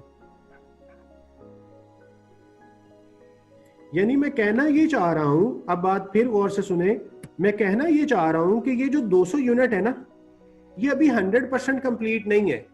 इन पे मेरे पैसे सिर्फ 70% के लगे हैं। अभी 30% पैसा मेरा लगेगा। कब लगेगा? जब अगला अकाउंटिंग पीरियड आएगा। यानी इस अकाउंटिंग पीरियड का जो क्लोजिंग होगा वो अगले अकाउंटिंग पीरियड में ओपनिंग बनेगा। ठीक है, तो जब ये ओपनिंग बनेगा तो 30% काम मैं इसका तब करूंगा, तो 30% पैसा मेरा तब लगेगा। ये ऐसे ही है कि एक रोड बन रहा था, उस पे 50% काम हो गया, 50% पैसे लग गए, 50% अब अगली गवर्नमेंट में लगेंगे, अगले साल में लगेंगे। तो हमने इस पीरियड की कॉस्ट 70% या 50% जो भी कंप्लीशन है उतनी लेनी है, अगले पीरियड में बाकी की कॉस्ट लेंगे। अच्छा, अब इस सवाल के मुताबिक हम इक्विवेलेंट यूनिट्स बनाते हैं। अब मैं आपको इक्विवेलेंट यूनिट का फॉर्मेट बताता हूं। इक्विवेलेंट यूनिट में हमें परसेंटेज ऑफ कंप्लीशन चाहिए होती है। अब इस सवाल में ए की कंप्लीशन परसेंटेज है 70%। ठीक है जी। अब इक्विवेलेंट यूनिट का फॉर्मेट ये होता है कि सबसे पहले आपने हमेशा आउटपुट लिखनी है, उसके बाद आपने अबनॉर्मल लॉस लिखना है, अगर गेन हो तो वो लेस करना है, इस सवाल में अभी नहीं है ये,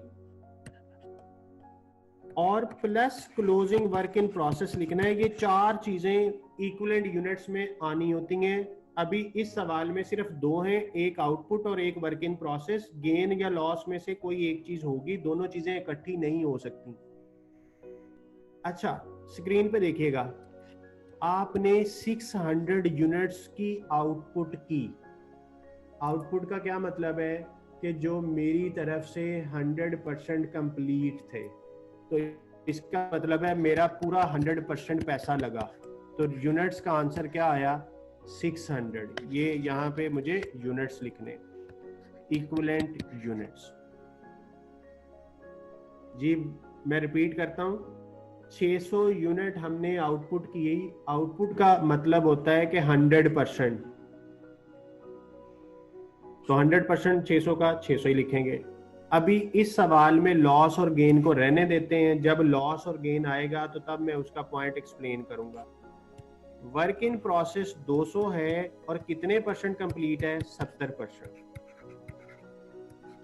इसका मतलब यह हुआ कि आपने इस प्रोसेस में इफेक्टिवली जो टोटल यूनिट्स बनाए हैं, total equivalent units, they are not 800, they are 740।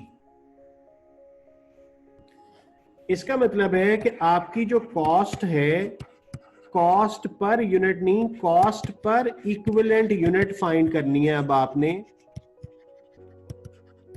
और वो फार्मूला उसका वही है, cost incurred minus scrap value plus disposal cost divided by equivalent units. अब वो एक्सपेक्टेड आउटपुट नहीं लेनी, नॉर्मल लॉस माइनस इनपुट नहीं करना, वो नहीं करना, इनपुट माइनस नॉर्मल लॉस, वो नहीं करना। अब हमें इक्विवेलेंट यूनिट्स लेने हैं। तो कॉस्ट इंकर्ड है आपकी 4440 माइनस स्क्रैप वैल्यू जो कि इस क्वेश्चन में 0 है, डिवाइडेड बाय 740। तो इसको जब आप सॉल्व करेंगे तो ये आपकी एवरेज कॉस्ट 6 आई। तो इसका मतलब है अब मुझे क्लोजिंग की कॉस्ट और वर्क इन प्रोसेस की कॉस्ट जो है वो दोनों चीजें यहां से मिल गई।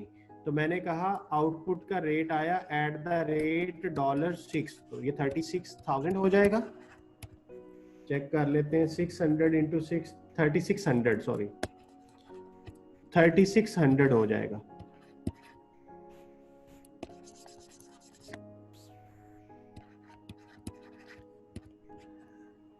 जी समझ आ गई है।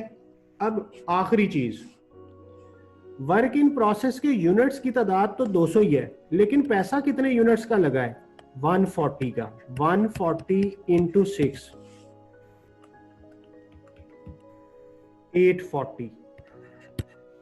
अब जरा 840 और 3600 को ऐड करें तो क्या 4440 बनता है? बिल्कुल बनता है, जो ये साबित करता है कि हमारी कैलकुलेशन बिल्कुल ठीक है।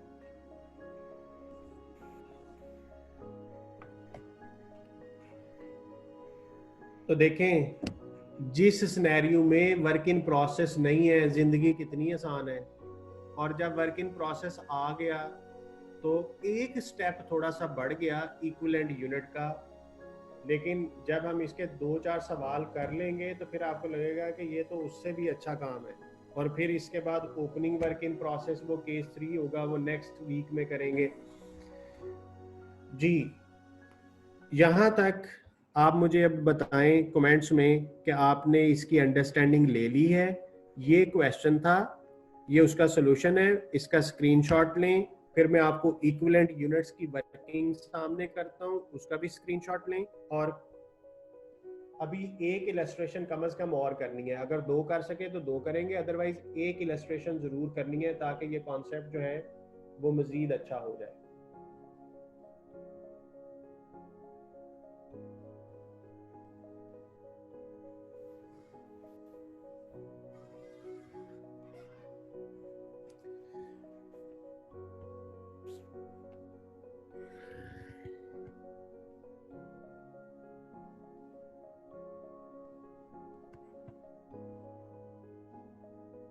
इजाजुल्लाह, आप बार बार हैंड रेज करते हैं, अगर आप कुछ बोलना चाहते हैं तो मैं आपको बोलने की इजाज़त दे देता हूं, मुझे बस बता दें। मुझे ये जैसे ये लगता है कि आपका गलती से हैंड रेज होता है।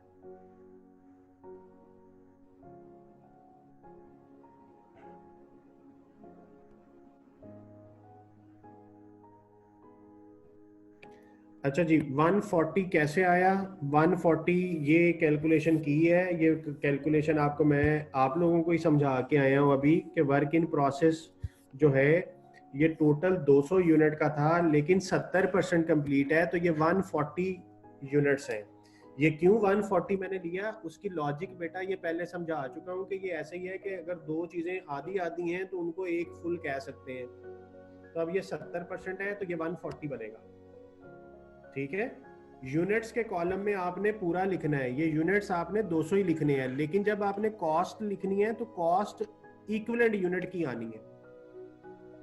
140 eight the rate average cost जो आपने निकाली है कॉस्ट पर इक्विवेलेंट यूनिट। मैं आपको एक और क्वेश्चन कराता हूँ, वो इससे थोड़ा सा कम्प्लेक्स बनाते हैं, होगा सिर्फ यही लेकिन डाटा थोड़ा ज्यादा लिखते हैं, तो फिर आपको ये और अच्छे तरीके से समझ आ जाएगा।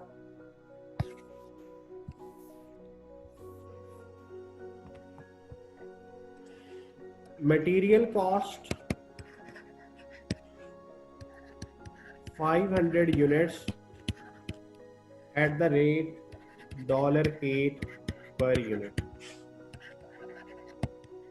Labour cost $2112। Overhead cost 150% of direct labour cost. तो ये अब्जॉर्प्शन का रेट दे दिया है, तो अब्जॉर्ब्ड ओवरहेड्स आने होते हैं ना, तो आगे output 400 units,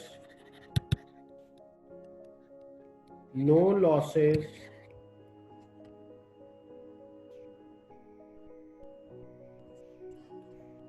closing work in process 100 units.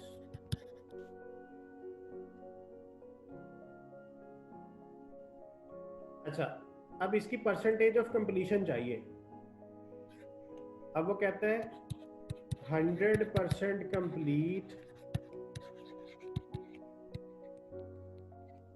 With respect to material cost या materials. 40% complete with respect to conversion cost। Requirement वही है, prepare process account.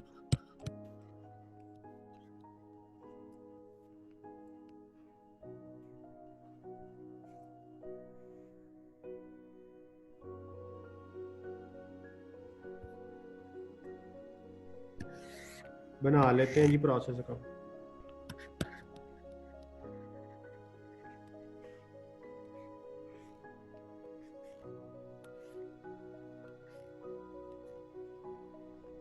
Input 500 at the rate 8, तो 4000 हो जाएगा। Labour cost 2112। ओवरहेड कितने बनेंगे जी? ओवरहेड का answer बताएं मुझे कमेंट बॉक्स में।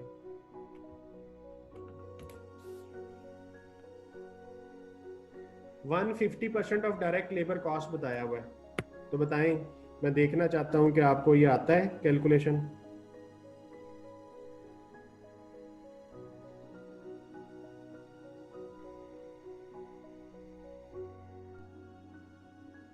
जी शाबाश, 3168।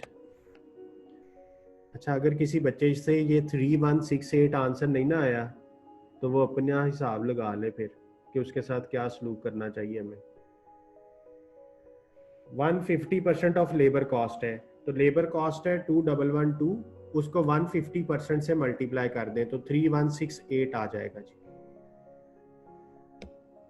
तो आपकी जो टोटल फिगर आ रही है वो यूनिट्स 500 हो गए, और कॉस्ट आप देखें कितनी बनती है, 9280।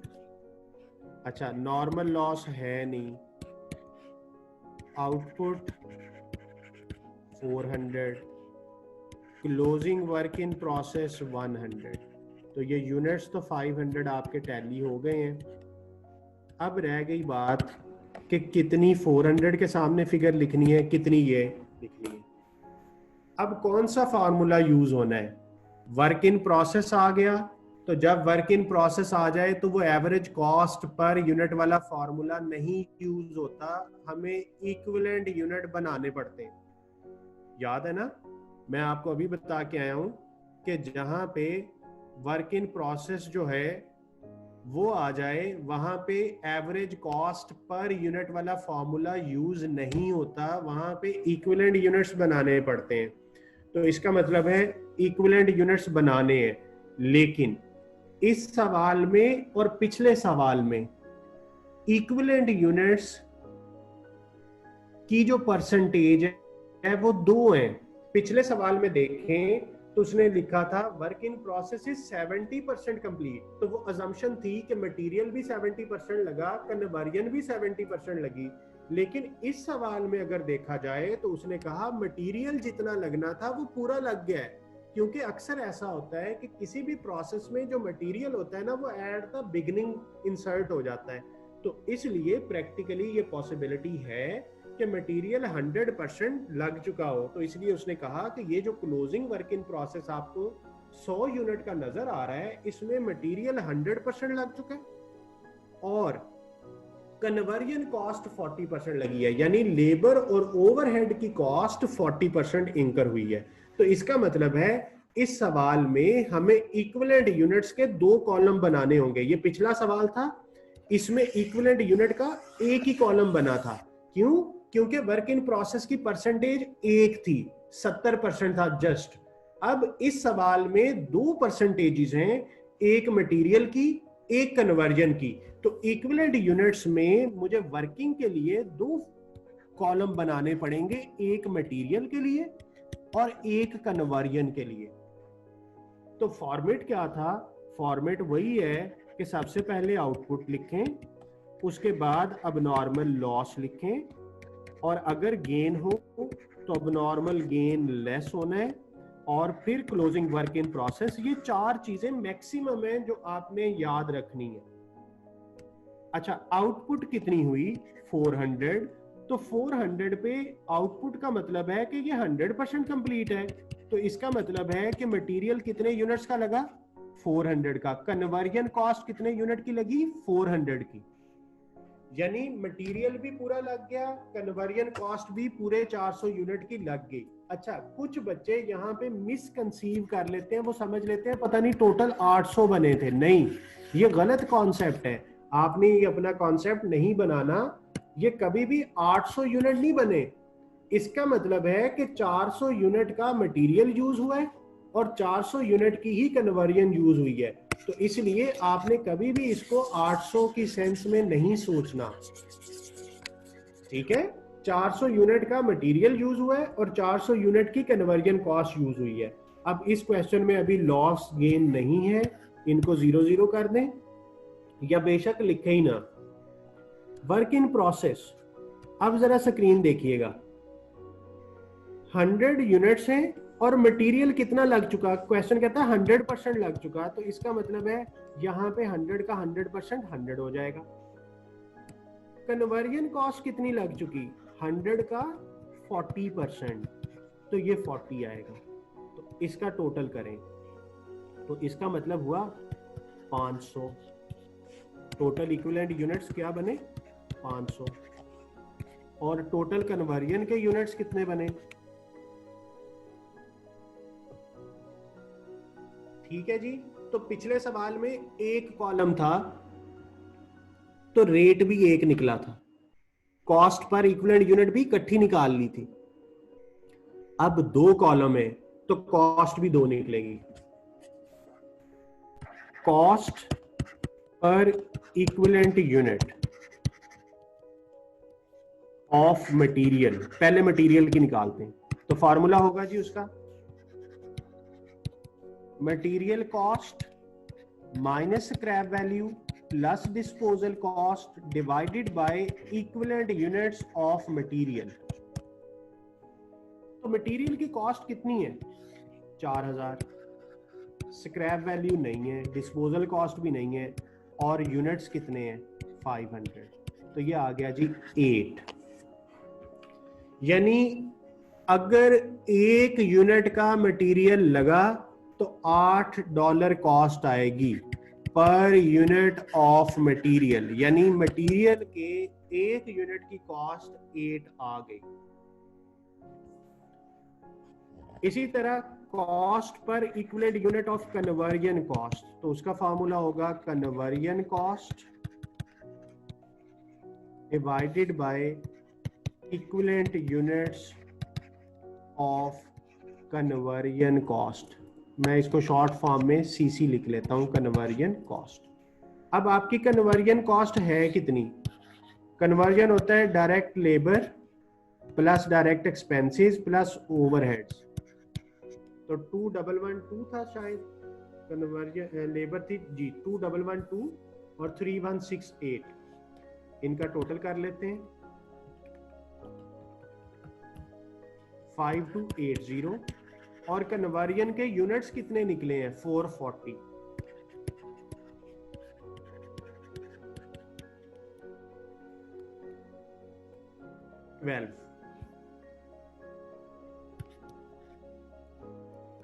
पर यूनिट ऑफ कन्वर्जन कॉस्ट।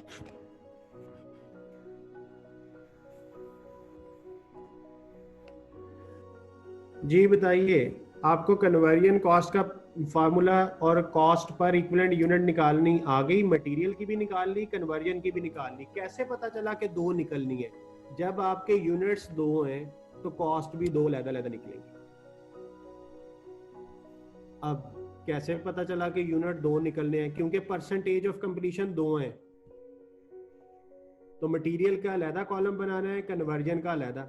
ऐसा सवाल भी नेक्स्ट वीक में करेंगे कि लेबर की परसेंटेज और होगी, ओवरहेड की और होगी, फिर 3 कॉलम बनेंगे, फिर 3 यूनिट्स निकलेंगे, फिर 3 कॉस्ट पर इक्विवेलेंट यूनिट निकालेंगे। ठीक है जी। अच्छा, अब जो एक यूनिट कंप्लीट होगा वो मटेरियल और लेबर दोनों से मिलके बनेगा, ओवरहेड से भी मिलके बनेगा, यानी उसमें $8 और $12 मिलके cost of a finish goods, यानी जिसको एवरेज कॉस्ट पर यूनिट कहते थे, एवरेज कॉस्ट पर यूनिट, अब उसमें $8 मटेरियल के और $12 कन्वर्जन के मिला के आपकी जो एवरेज कॉस्ट पर यूनिट है ना वो 20 है। अब देखें, जब वर्क इन प्रोसेस नहीं था तो काम कितना आसान था, सिर्फ एक सिंपल सा फार्मूला लगाते थे और एवरेज कॉस्ट निकाल लेते थे, और एवरेज कॉस्ट जब आ जाती थी उसको यूज करते थे। अब हमें एवरेज कॉस्ट कितने झंझटों से गुजर के करना पड़ी, तो मैंने आपको बताया था ना कि process environment is a very complex environment in practical life, लेकिन यहाँ पेपर के लिहाज से बड़ा सिंपल है।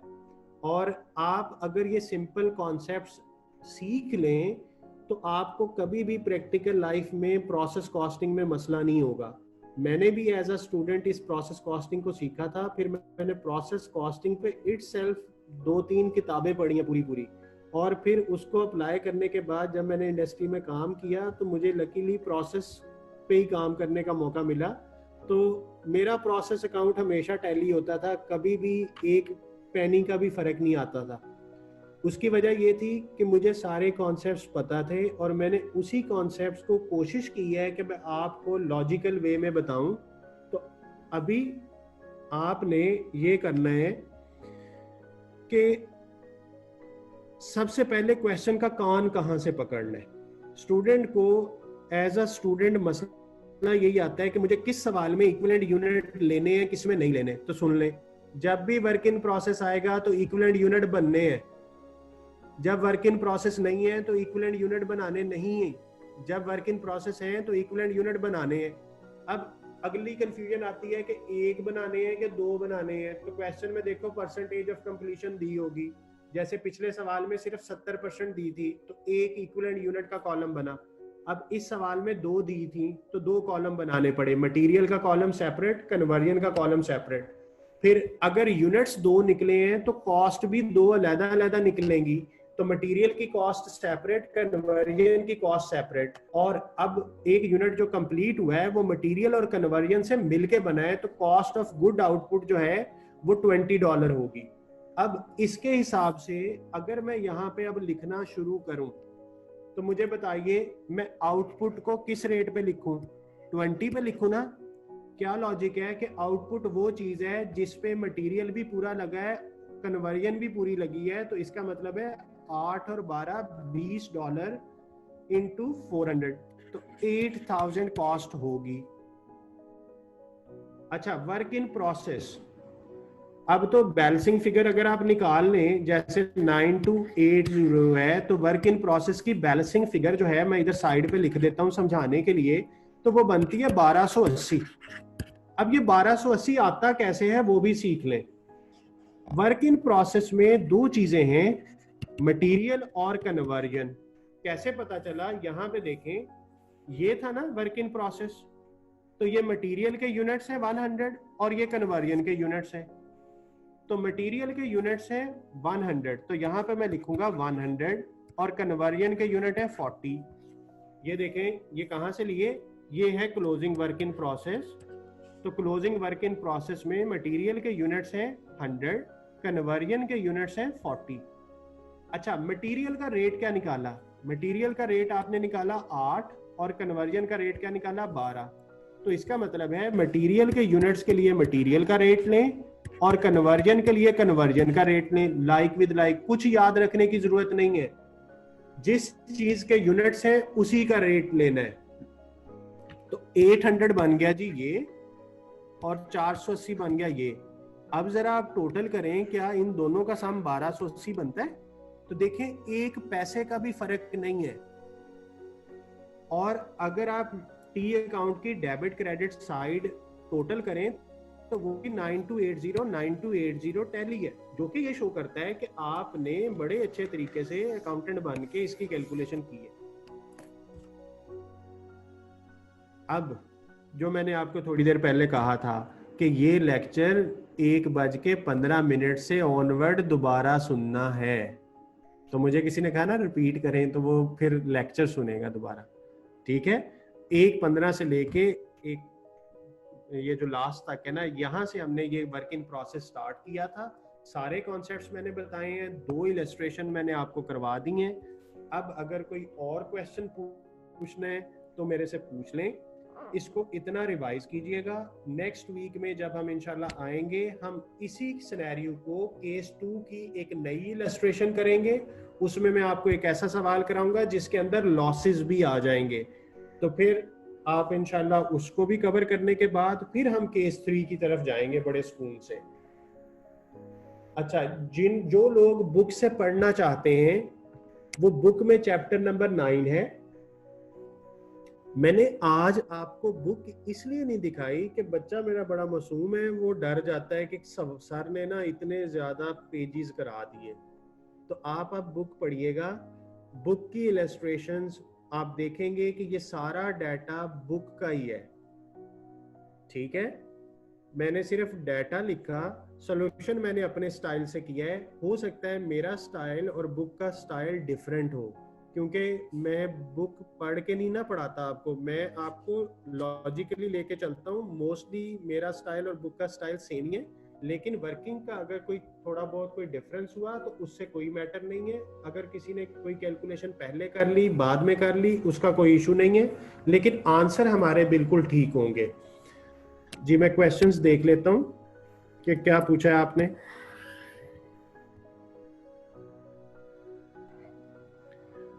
ये मुझे पुराना ही सारा वो आ रहा है, अगर किसी ने कुछ पूछा है तो वो दोबारा मैसेज करे ताकि मैं देख लूं।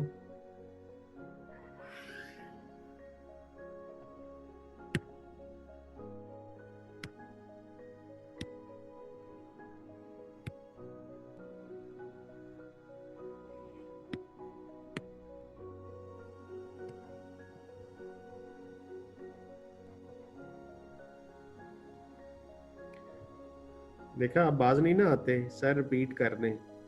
रिपीट कैसे करना है? रिकॉर्डिंग सुन के।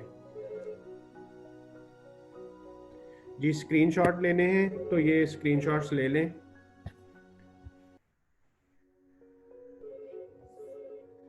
या मैं ऐसा करता हूँ, ये जो आज की फाइल है ना, मैं इसको पीडीएफ बना के गूगल क्लास में अपलोड कर देता हूँ, क्योंकि आज की क्लास में काफ़ी ज़्यादा इलस्ट्रेशंस थी, तो मैं आज आपको इसका पीडीएफ शेयर कर देता हूँ। ये प्रोसेस कॉस्टिंग का पहले दिन से लेके आज तक का सारा बना के पीडीएफ में शेयर कर देता हूँ, तो आप इसकी टेंशन ना लें।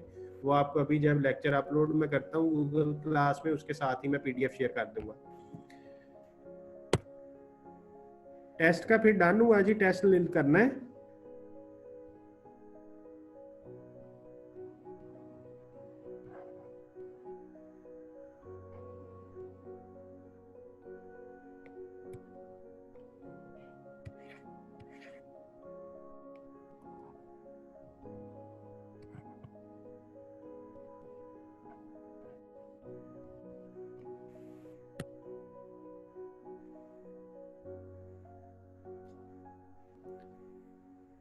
अच्छा, ऐसा करते हैं कि टेस्ट ना मैं आपसे ये प्रोसेस का ही लूंगा, ठीक है? टेस्ट में आपसे प्रोसेस कॉस्टिंग का ही लूंगा। जितना मैंने पढ़ाया है ना, यही वाले कॉन्सेप्ट, क्योंकि टॉपिक भी क्रिटिकल है, और अगर मैंने आपको किसी दूसरे टॉपिक पे लगा दिया ना, तो आपने इसको सेक्रीफाइस करके उसकी तैयारी करने लग जाना है, तो उसका टेस्ट भी करेंगे। लेकिन आज ऐसा करते हैं कि हमने जितना पढ़ा है ना, इतने कॉन्सेप्ट्स प्रोसेस कॉस्टिंग के, यानी कल का लेक्चर और आज का लेक्चर, इन दोनों को आपने अच्छे तरीके से रिवाइज कर लेना है। फ्राइडे वाले दिन मैं आपका टेस्ट दूंगा सिर्फ इतने पढ़े हुए से, तो उससे ये भी होगा कि आप इसको टाइमली रिवाइज करेंगे, और फिर उसके मुताबिक आपको मैं सिर्फ इतनी से पोर्शन का पूछूंगा, और मुझे असेसमेंट भी हो जाएगी कि बच्चों को कितना ही लर्निंग होगी, और मुझे नेक्स्ट वीक में इसको कितने डेप्थ पे लेके जाना है।